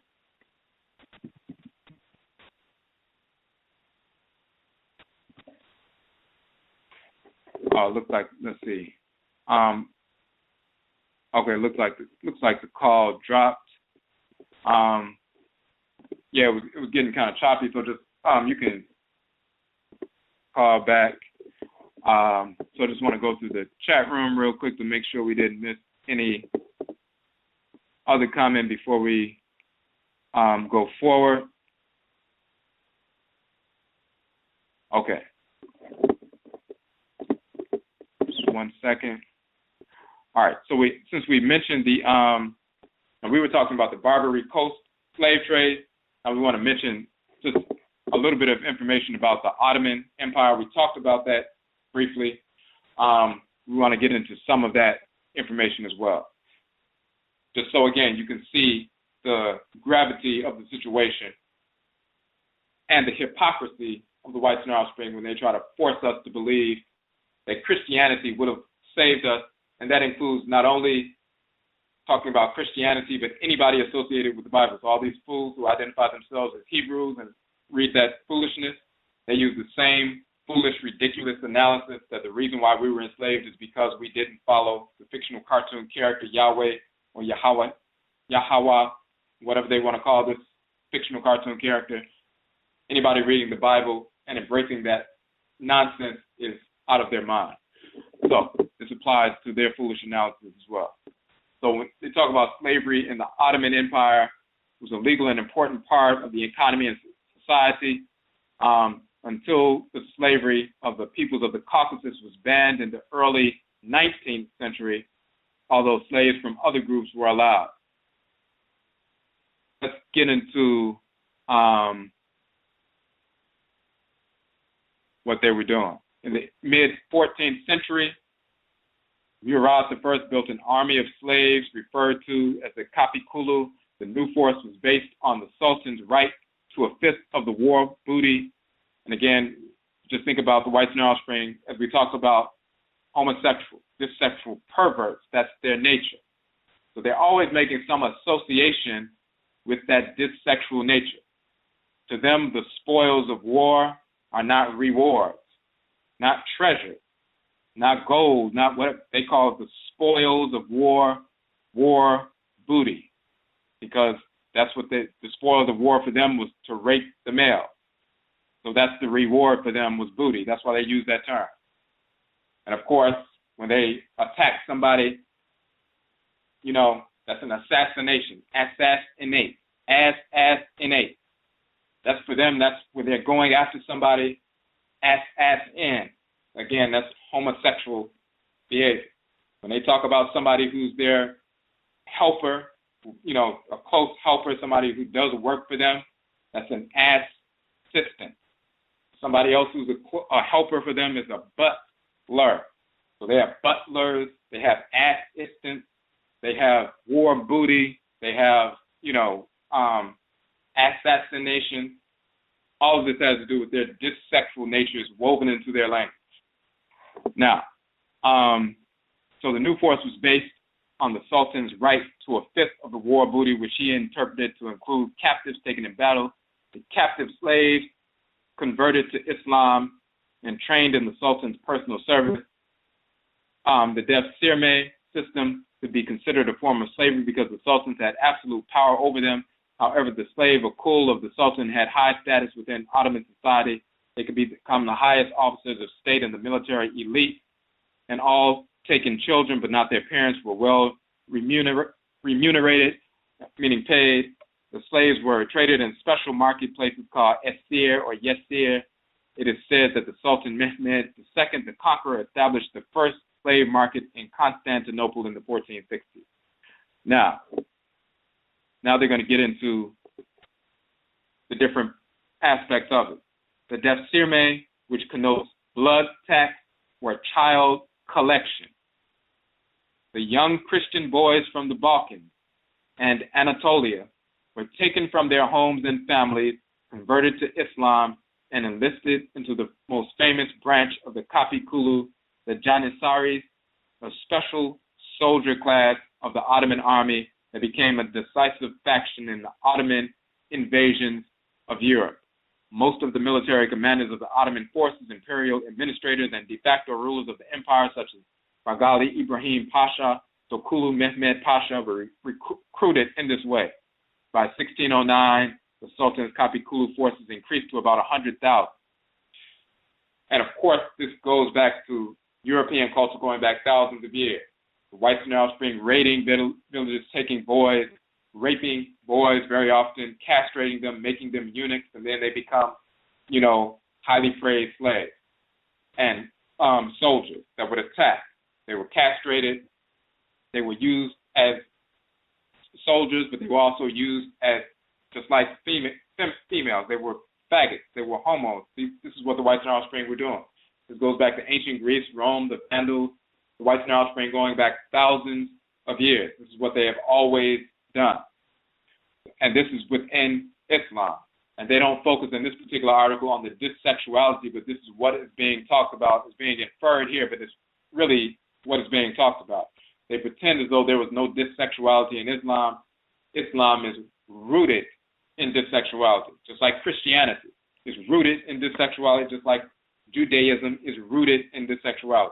Now, domestic slavery was not as common as military slavery. On the basis of a list of estates belonging to members of the ruling class, kept in Edirne between 1545 and 1659. The following data was collected of 93 estates. 41 had slaves because they were using them for the military as well as the sex slaves and so forth. Now, they say rural slavery was largely a phenomenon endemic to the Caucasus region, which was carried to Anatolia and Rumelia after the Circassian migration in 1864. Conflicts frequently emerged within the immigrant community, and the Ottoman establishment intervened on the side of the slaves at selective times. And then they get into the Barbary slave raids, which we just talked about. That's in connection with the Ottoman slave empire and so forth. Then it says that there were restrictions on the enslavement of Muslims and quote-unquote people of the book. Pagan areas in Afuraitkait were a popular source of enslaved people or slaves. Known as the Zanj, quote-unquote Bantu, these slaves were mainly drawn from the Afuraitkait near the African Great Lakes region, as well as central Afuraitkait, Africa, The Zanj were employed in households and in the army as slave soldiers. Some could ascend to high-rank officials, but in general were inferior to European and Caucasian slaves. Today, tens of thousands of Afro-Turks, the descendants of the Zanj slaves in the Ottoman Empire, continue to live in modern Turkey. They talk about Mustafa Opak, who was an Afro-Turk, founded the first officially recognized organization of Afro-Turks, the African Culture and Solidarity Society. And he claims that in modern Turkey, only about 2,000 African former slaves have survived and live in modern Turkey. Now, then they also talk about the sexual slavery, the slaves in the imperial harem, and so forth. Okay, it looks like we got our caller back on the line. Okay, Michio, well, your call had dropped, but you had another question? No, just conclude on it that their lifespan is depleted for the last 100 years, and they're at a -3. That's all I want to say. And the final question I do want to throw in is in regards about these white slaves, which you're already going into race. So I'm gonna sit back and listen to that. There was white slavery.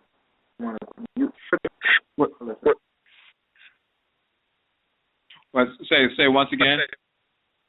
No, you're white Christians with the white slaves about the fact about if they Europeans were slaved by black people. But you're going into. And we'll get into that. So yes, and again, may I say we appreciate the call.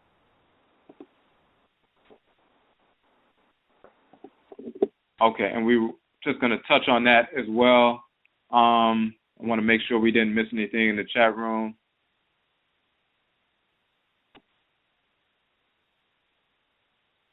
Okay. Okay, and before we get to that section, take another call, and then we're going to get into that section as well. Okay, well, on the phone line number 1613, you had a question or a comment? Me chime up, Brother Crazy. Yeah, Azure. Hey, Major, what's up? It's the Zanj, wow, having a different aspect, different information about the Zanj because my first introduction to them as a people was via some writings through Renoko Rashidi, and now even though they existed as enslaved people, are you familiar with the time when they rose up and they were fighting back against the Europeans?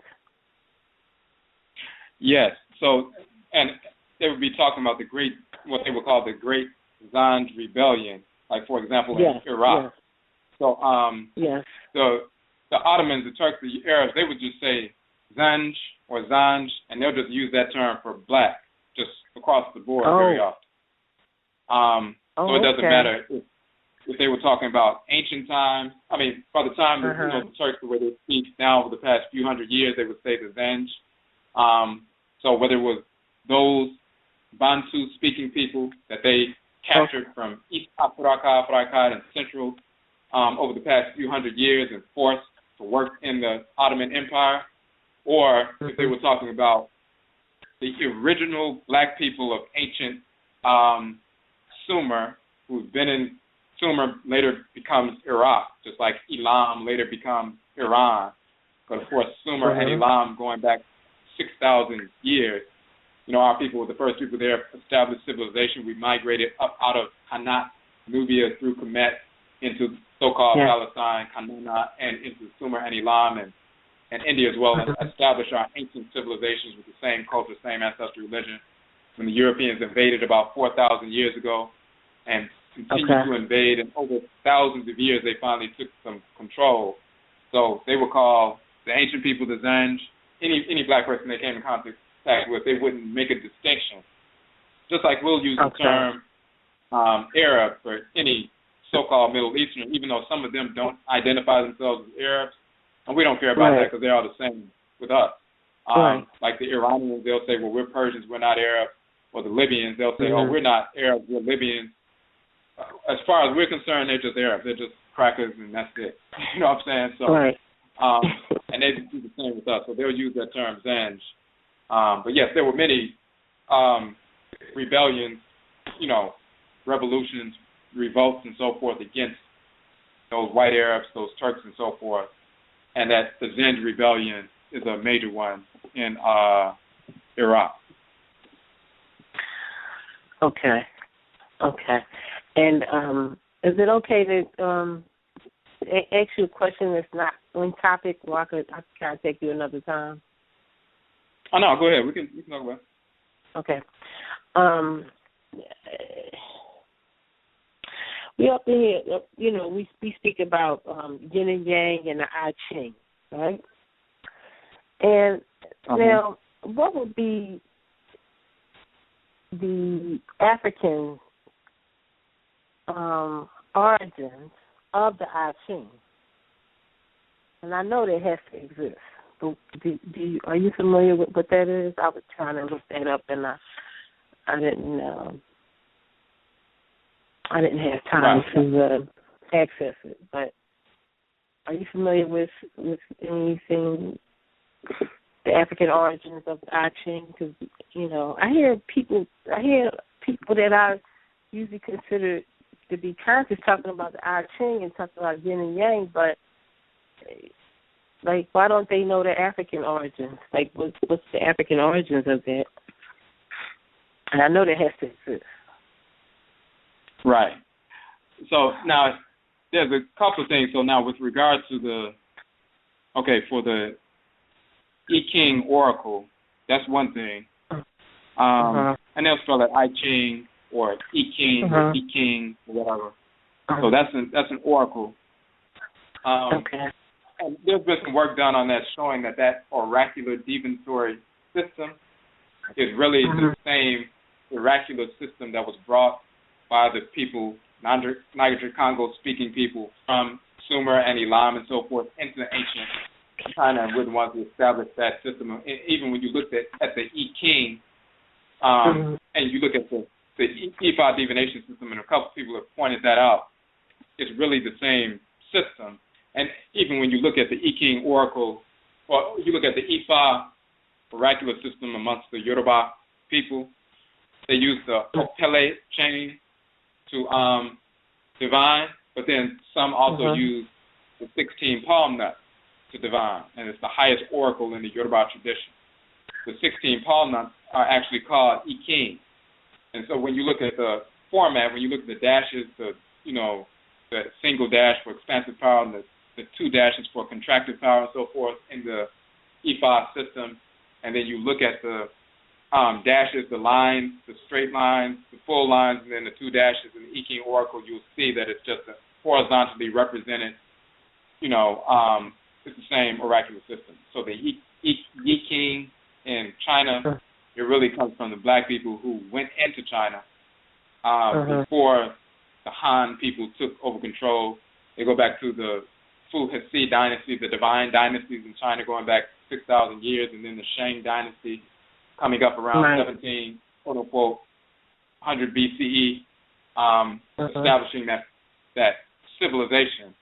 And then later on, the Chao and then the Han people come later and pick up the elements of civilization and keep going. But the Shang civilization, Shang-Ti and all of that, the oracular systems were already established. And then when you talk about the expansion and contractive poles of, quote-unquote, yin and yang, in the ancient Kemet, you're dealing with the expansive and contractive forces of Shu and Tefnut. They're in the breast, but they're also the expansion and contraction. Shu can mean air. It can also mean a feather. When you see the feather, that's representative of air as well. But Shu also means fire, to burn, to scorch, and so forth in ancient Kemet. Then the term Shu in Akan means to burn. It also means fire. Then Tefnut is rooted in the term Tef, which means to expectorate. It means water, moisture. And then Tefnut is dealing with moisture and water. And then Shu dealing with fire.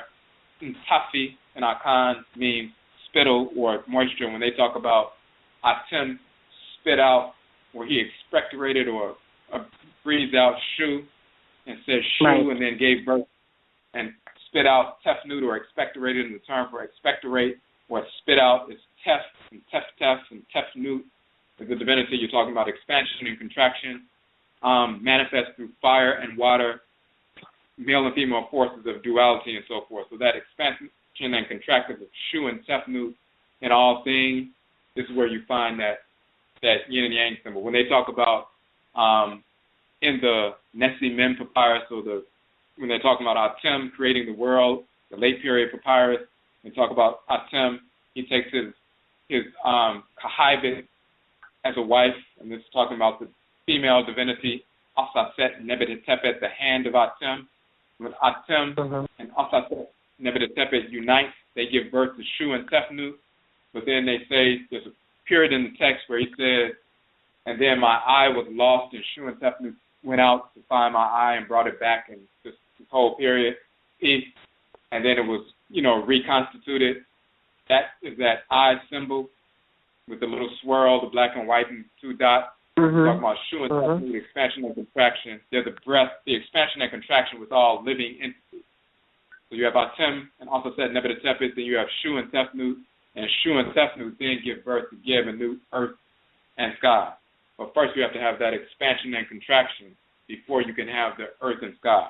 And the expansion and contraction of Shu and Tefnut is within our lungs, within our breath, within every dual aspect of expansion and contraction of everything that we're doing. So that's where they get the yin and yang symbol. The expansive side is the white side, the contracted side is the black side. Okay.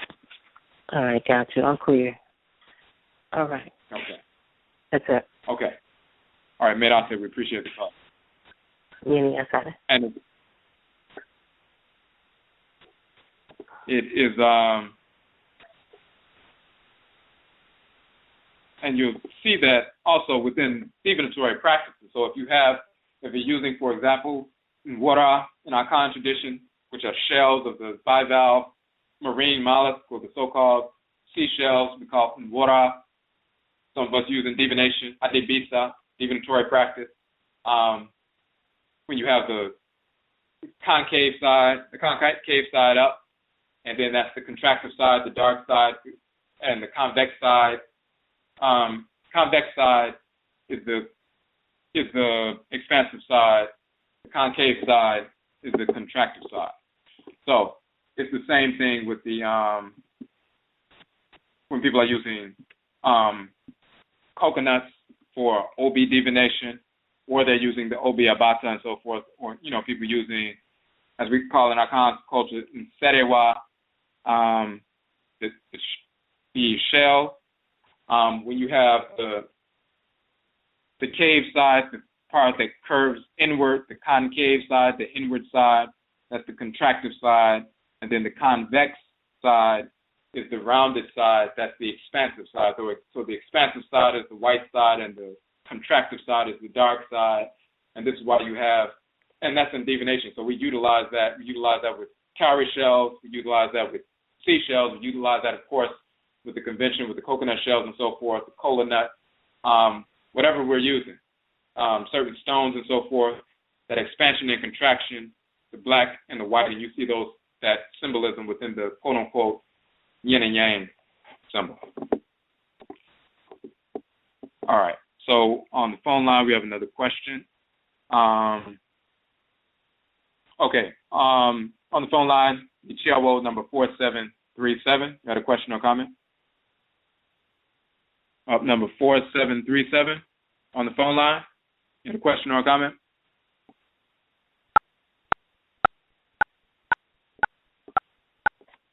Hello?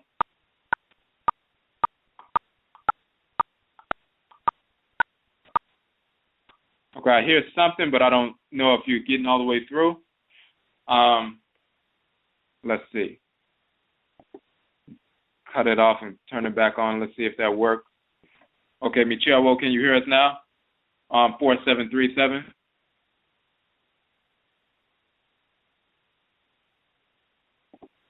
Okay, so it looks like it wasn't working. You might have to call back in. And there's a question in the chat room. Yes, so we did mention that in the chat room. Said I read that the E King oracle was derived from the oracle of Ifa. Yes, so Ifa in the Yoruba tradition and Afa and Igbo, Fa in Vodun and so forth. So yes, this is what we were dealing with. So there was one other particular section that we wanted to deal with right quick, and we kind of touched on it.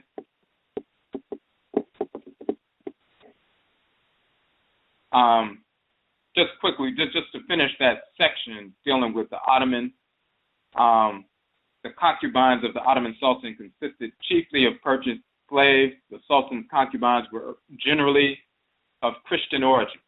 The mother of a Sultan, though technically a slave, received the extremely powerful title of Valide Sultan, which raised her to the status of a ruler of the empire.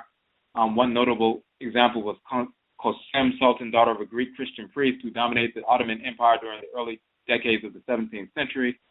The concubines were guarded by enslaved eunuchs, themselves often from quote-unquote pagan Africa.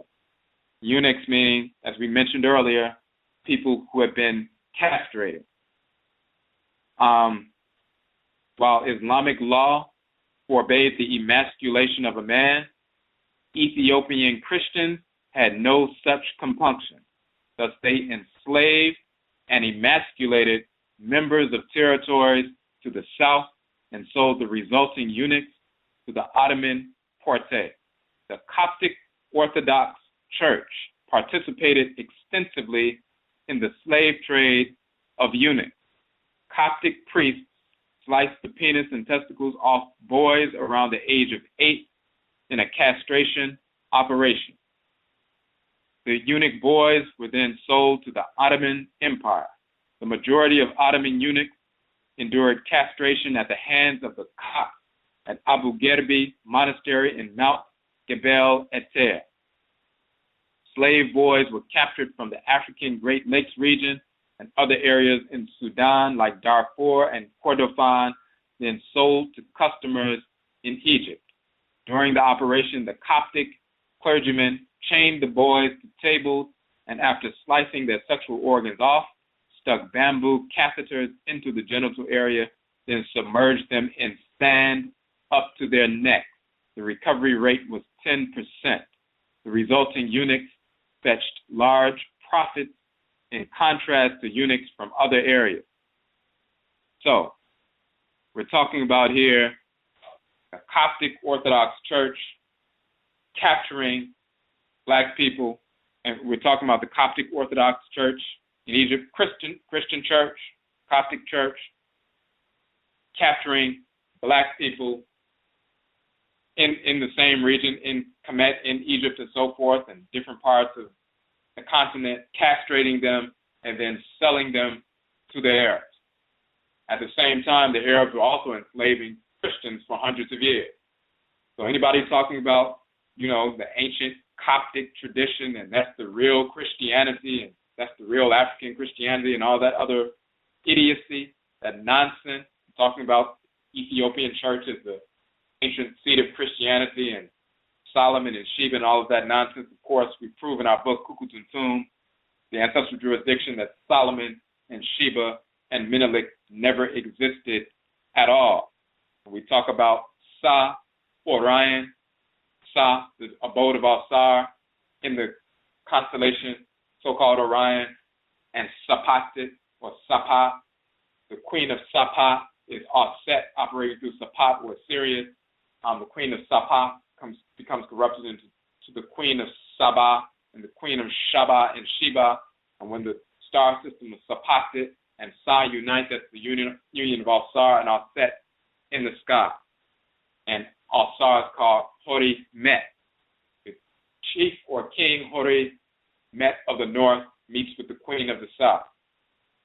Hori Met becomes Sholimet and Solimet and Solomon, and then the queen of Sapatit, or queen of Sapa, the queen of Sheba, that is Alsar and Alset in the stars meeting every year at the same time. And once they meet, those two star systems meet, then they separate and Sapatit goes back, quote unquote, towards the southern region in the sky, and that's the queen of the south meeting the king of the north in quote unquote Israel, becoming pregnant, and then going back to the south with her son Heru in Sapatit, which is Heru Perareshi, the offspring of Reshit, the wise one. That's the title of Alset, operating through that star system.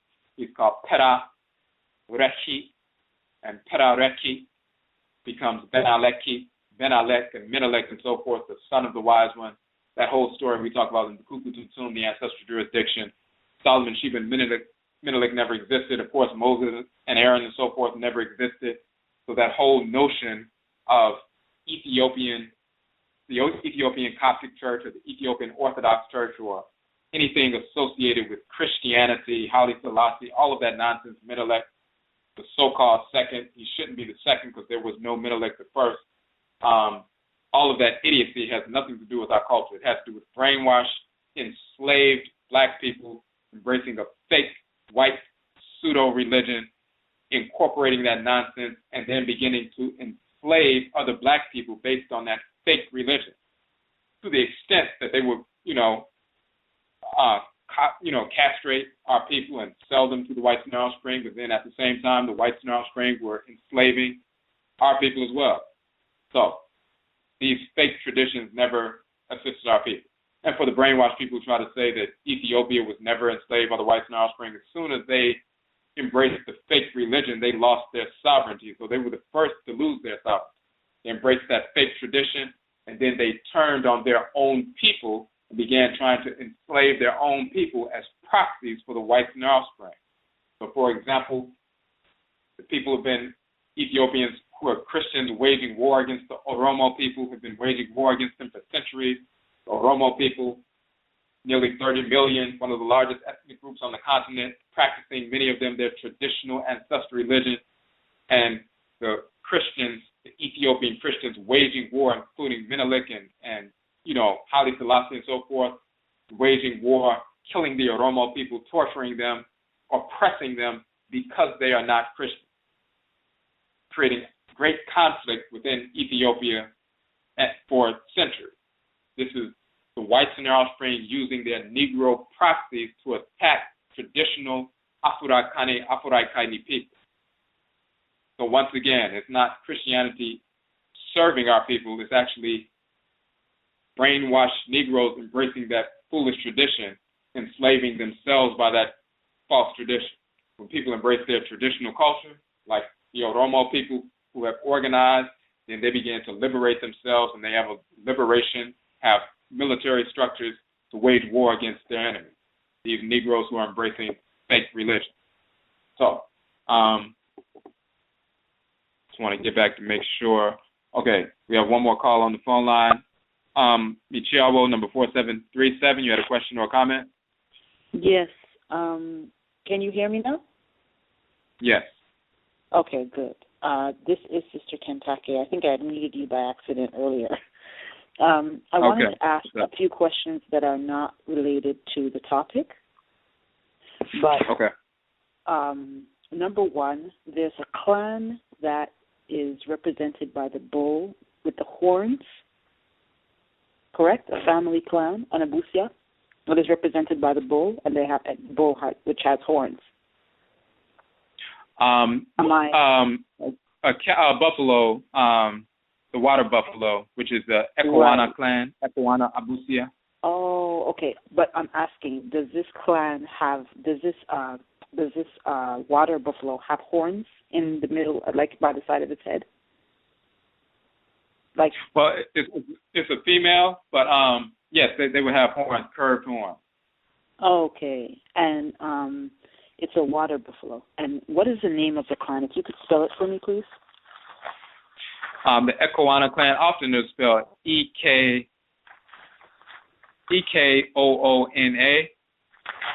Can you tell me a little bit more about this clan?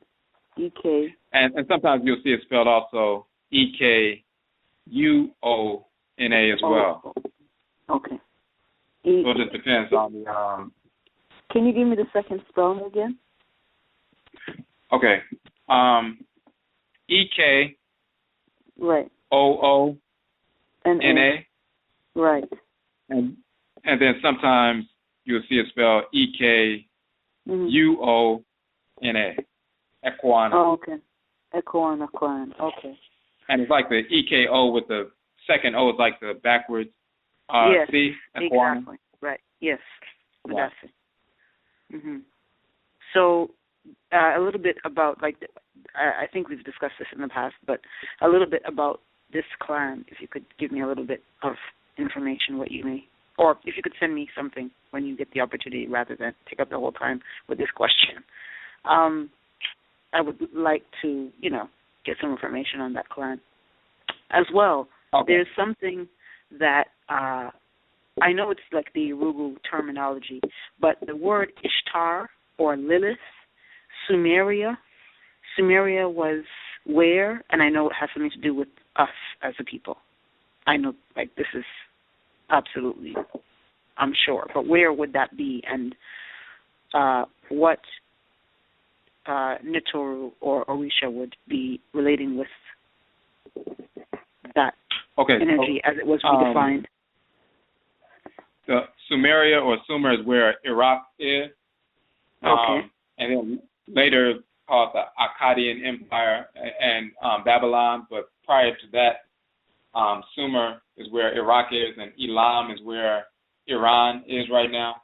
And information like Sheikh Anta Diop's book, African Origin of Civilization, Myth or Reality, he goes into detail about that, and some other books, but Sumer and Elam, as well as Clyde Winters, gives a lot showing the linguistic connection and anthropological information regarding Sumer and Elam, showing they were Niger-Congo speakers and the same people came from what he would call the Fertile African Crescent in the Proto-Saharan region and so forth. Okay. Yeah. So they migrated up from Afuraitkait up into that region. Yes. Same Nubian, same Hanitu. Same family. Okay. So Anat and Astarte, and you have different divinities. They would later be, so they're corruption. So you would have like Aset, you would have Neat, and then you also have Heru. And before I go forward, there's 90 seconds left in the broadcast online. If you want to listen beyond 11 o'clock, you have a minute to call in. 657-383-0635, 657-383-0635. Again, for the people who came in a little bit later, we are in week number 11 of our Calm Economic Development Model operation. We are targeting one Afuraitkait business per week for 52 weeks. This is week number 11. The business of the week is Just Right Technology, owned by Baba Jason Thigpen. Please support that business by going to the website. When you go to our OCOM page on our website, Economic Development page, you will find the link to his website. And again, our strategy is to starve the beef funds that you would have wasted at Starbucks or Walmart or whatever, and starve that beef and feed the pride, make a donation, access a product or service for the business of the week so we can support our businesses, allow them to expand, hire our people, and serve our community. Starve the beast and feed the pride. So Just Right Technology, owned by Baba Jason Thigpen, and you can get that information directly from our website, odwirafo.com, ODWIRAFO.com. Okay, so you'll have those different divinities like Anat connected with Neat, Ashera is connected to Heru, Astarte is like connected to Offset and so forth. So these different same divinities you'll find showing up in Sumer and Elam and in the Ugaritic text and so forth. And the further they get away, closer they get to the present, start taking on more pseudo-Semitic sounding titles, and then the cosmology begins to change because the whites and offspring start infusing their own foolishness into real cosmology, and then you don't really have a proper perspective. But the original forces of nature are the forces of nature. So wherever we go in the world, we're connected to them, and they will manifest in those cultures. Okay, Madasi. Also, one last question. The Iyami in Yoruba cosmology would be who in, or what energies or energy in Kemet or in the Akan system, the energies known as the Iyami. Okay, so the Iyami in the Yoruba tradition, they're called and it means my mother. So yes. Me means me or my, and Iya means mother. So and they'll talk about them in the collective, the mother energy. They'll talk about specific female Orisha who carry that power. They also call them Ajay. And then they'll often utilize the term in a negative fashion, like witchcraft and so forth. It's a higher psychic power, like that electromagnetic field that surrounds the earth and so forth. They have the capacity to wield that energy, that Ajay power associated with Ashe and so forth. So there are a number of female forces in nature who wield that power and transmit it to female. They'll talk about Odu, of course, and Yemoja and Oshun, these different female Orisha who wield that higher psychic power, that force that can, regulate and make matter move and control and shut things down and open things up. And they'll talk about the Eleye, the sacred bird carried by the Ajay and so forth. In the Akan tradition, it's the Obayifo, and they'll again call the Obayifo the quote-unquote witches, and Bayi meaning witchcraft. But the Bayi is the same as the Ajay in the Yoruba tradition. That's that higher psychic power, very often wielded most effectively, prominently by females in a specific clan, in the various clans. They have the power to, make things happen, quote unquote, bless, shira things or shut things down and so forth.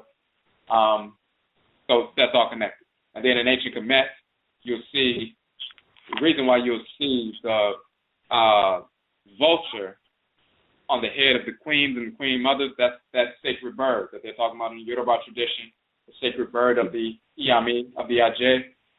Oh, the vulture. The vulture is the sacred bird of the Iyami. Okay. Right. Yeah. And that's the vulture headdress when you see the wings hanging down on both sides of the face, and the vulture itself covering the entire head, which is Nekabet, but she's also called Moot, the great mother. The vulture itself is called the great mother. That's that great bird. And the great Ntorot, Moot, the great mother Moot.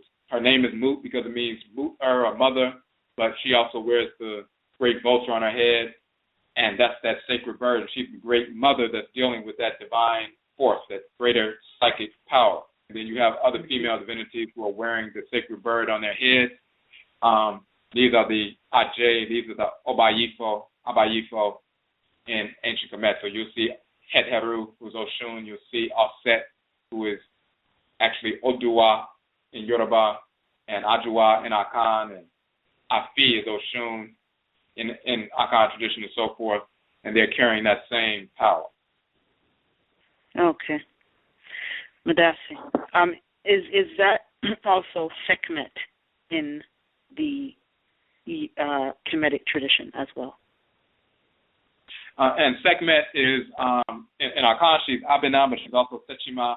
In the Yoruba tradition, yes, she is one of the Iyami. She's actually called Iyami Abeni.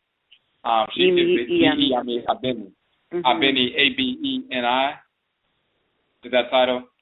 She's also sometimes called Idan in Yoruba and Ajibola in Yoruba, but she's called Iyami Abeni. Okay.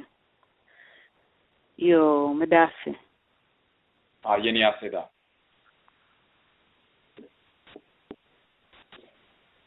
Okay, so we appreciate that call, and we have another call on the phone line.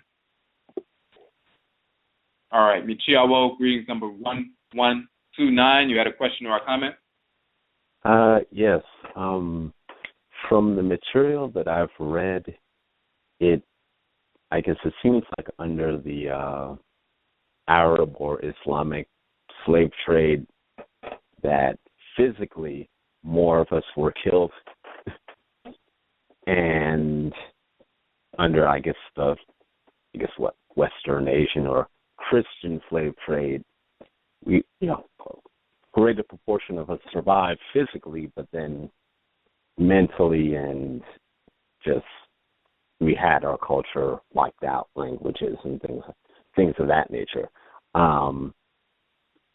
So I guess in light of that, I was trying to figure out, was the strategy deliberate, depending on who, was carrying out the enslavement?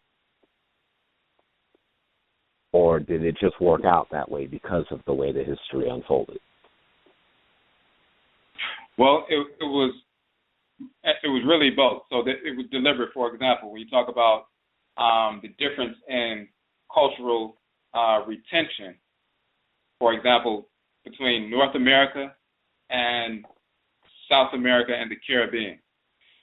So the way people were grouped in South America and the Caribbean, they were grouped in larger numbers. Their clans very often were not separated as much, larger numbers on larger plantations. So people were still communally connecting to a certain extent. They were still speaking some aspects of their language. So you'll find in Cuba, for example, you still have people speaking Lukumi. They're still speaking a form of the Yoruba language. You'll find, for example, in Suriname in South America, people still speaking a dialect of the Akan language to the extent, and some of those Akan people who escaped into the forest and so forth in the so-called 1700s and have been free all along and defended their independent settlements there, to the point that when some Ghanaians have traveled to the area today, deep within the forest, and they get into a small hut and the old man comes out and he can speak to them in the Akan dialect, and they can converse with one another, and they've been separate for 300 years. And these people in the huts don't have any internet or, anything else, but they were able to maintain the language as well as the ritual practice. You'll find that in Haiti, you'll find that in the Caribbean, you'll find that in South America. In North America, because of the way the system was set up and because of certain things that went down initially, like the 1712, quote-unquote, slave rebellion in New York, as well as early insurrection, when our people started massacring the whites and their offspring, they started moving in a different direction. They would separate people from different ethnic groups immediately. They outlawed the drum. They outlawed specific ritual practices and were tight on that. Somebody has the baby. As soon as they have the baby, they take the baby and sell them off to a different plantation. Kept us, working in smaller groups on smaller plantations and so forth. So we were more separate, more, disconnected, less able to gather communally. They would get certain groups that were from different warring groups on the continent, like if two groups were at war with one another, they would put those together on plantations because they know typically they wouldn't be more likely to unite. So it causes, for us in North America, we typically suppressed, on the surface, the knowledge of our languages. But with regard to ritual practice, we still had the capacity to be possessed by the forces of nature, communicate with the ancestors, and therefore we retained our practices in the form of hoodoo for the Akan people, for example, and juju for the Yoruba people, and voodoo for the people who are fallen in Ebe, Congo tradition, and Igbo tradition amongst the Gullah and Geechee-speaking people and so forth. So we still maintain ritual practices. The only thing we typically suppressed on the surface was the linguistic point. But yes, they did make, after trial and error with regard to the whites and their offspring, they did make specific plans. They set things aside. They made specific arrangements to do whatever they could to try to keep us from being connected culturally. So that was very deliberate. Okay, because my immediate family is from Grenada and Barbados, and basically, I guess just at least the branch of my family that I know personally, most of them, basically were on plantations that the English were running, and therefore, I guess there's certain forms of Christianity that people were, ended up practicing up until now. So I've been just doing some research into figuring out, at what point did, my family end up taking on Christianity and I guess suppressing any practice of the traditional religion. Well, it was typically after when people would have either small-scale or large-scale revolts, and it was always powered by ancestral religion, so that's when the White Nile Spring would move in a direction and say, okay, we have to do whatever we can to try to force Christianity on, like if people had children, get the children, sell them to a different plantation, and raise them up in Christianity, to make them start worshiping the fake white god and so forth.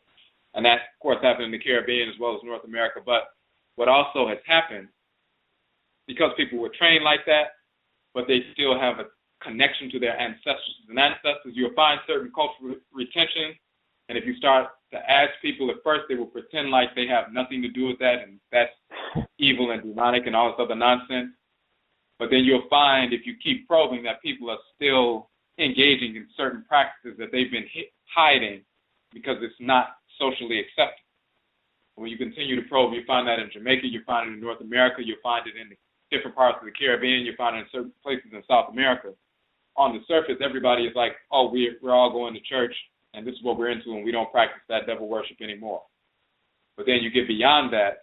Very often when people are ill, then they go to somebody who's a traditional healer, or if they need to find out something, they're going through a real issue, they go to somebody who's a seer, a spiritualist, someone who, does root work and things like that, and then you'll start finding out that there are people all around who have been continuing certain practices ritually all along, even though they've been trying to, hide things.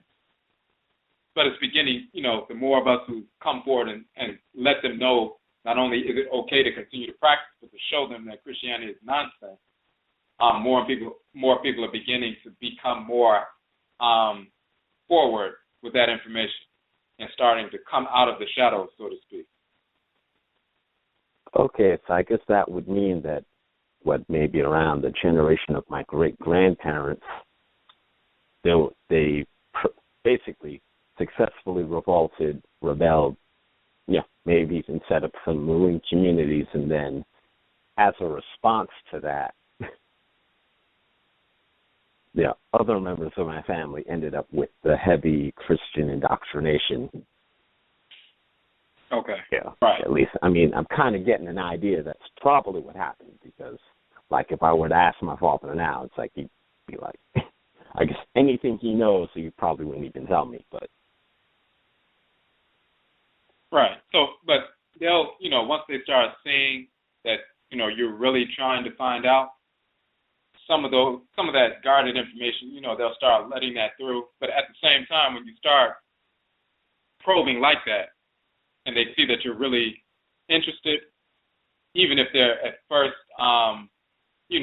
hesitant to even talk about what they know or what they remember from their parents and grandparents and great-grandparents, as soon as you move in that direction, then their great-grandparents, their nananum unsamafo, their ancestresses and ancestors will begin to work on them and impress upon them that it's beyond time for them to begin to share with you everything that they remember and recall.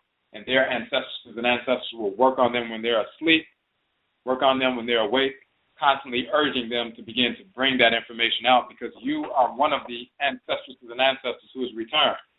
Before you were born, when you came into the womb, you were an ancestor. Your spirit was drawn into the womb. Previously, you were living as part of, an ancestral clan operating in a harmonious, fashion. You have returned through the womb. So when you were born, just like all of our children who are born, they are ancestresses and ancestors return. So this is your birthright. You used to participate in your ancestral culture. You came through this blood circle. You're back in the world now, and you're demanding knowledge, the transfer of knowledge, that intergenerational transfer that you once gave to them when you were an ancestor before you were conceived once again. You gave them that information. Now you're back. It's their responsibility to give you that information. And once you start asking for it, it's going to put pressure on some of them to begin to give you that information. Yeah, okay.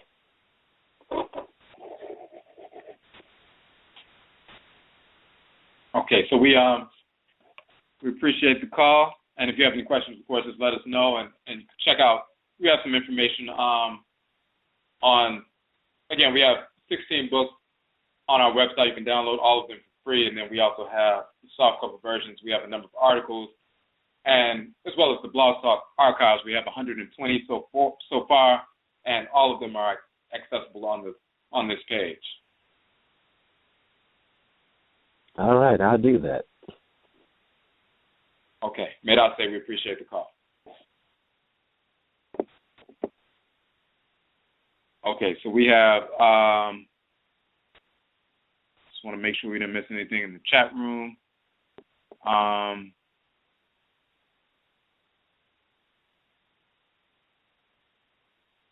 Right, so one of the comments in the chat room says our people will hide the fact that they still are holding on to some of our ancestral practices, all the while professing Achiwadiefo's spirituality, which is accurate.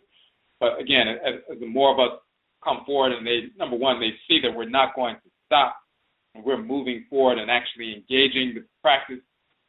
We're setting up encumbre ancestral shrines. We're communicating. We've rejected Christianity and Islam, and we're not doing it just based on a half argument, simply like some people will say, well, hey, we were enslaved by Christianity, so I'm no longer a Christian, but they're still not totally divorced from that doctrine. We go beyond that. We're not just, again, like we talked about yesterday, we're not just secular nationalists or messianic nationalists. We're embracing ancestral religion. We've come full circle. So when we say we rejected Christianity and Islam and Moorishism and all of this nonsense, Hebrewism, we've rejected it because we recognize these fictional cartoon characters don't exist. There's not, or one person's religion is just as good as the others, and it's all subjective. That's pure idiocy. There's absolute truth, and then there's foolishness, there's lies. And we've embraced reality, absolute truth, and there's no turning back.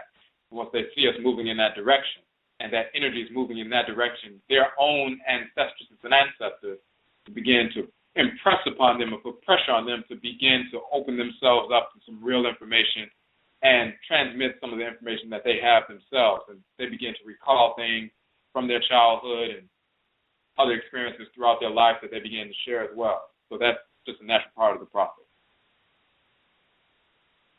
And it's unstoppable. Okay, so we just wanted to make sure we didn't miss anything else in the chat room. All right, so what we want to say is, I'll say once again for tuning in, we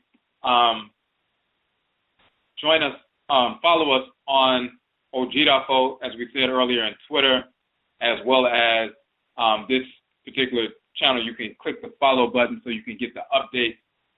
We're going to be posting some new videos. We're going to be posting a new video tonight on the YouTube channel, and then follow us on Facebook as well. If you would like to support the work that we are doing, you can purchase the soft cover versions of our books. You can also become a distributor where you can sell those books and generate income for yourself. And then once again, we also have the fake coup process establishing groups. You see the fake coup page on the website. Anybody who establishes a study group, as we're beginning, of course, in earnest, institutionalized Nanasom, Afuraitkait, Ancestral religion, which is the foundation of nation building, restoration.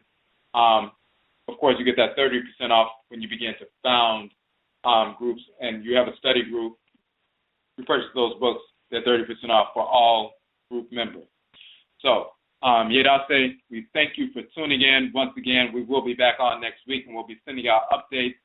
Once again, the business of the week this week, all the way through Memenida Saturday, is Just Right Technology, owned by Baba Jason Thigpen. So please go to the Occom Economic Development page on the website, and you'll see the list of all of the different businesses that we have been highlighting on a weekly basis for the past 11 weeks, and more businesses to come.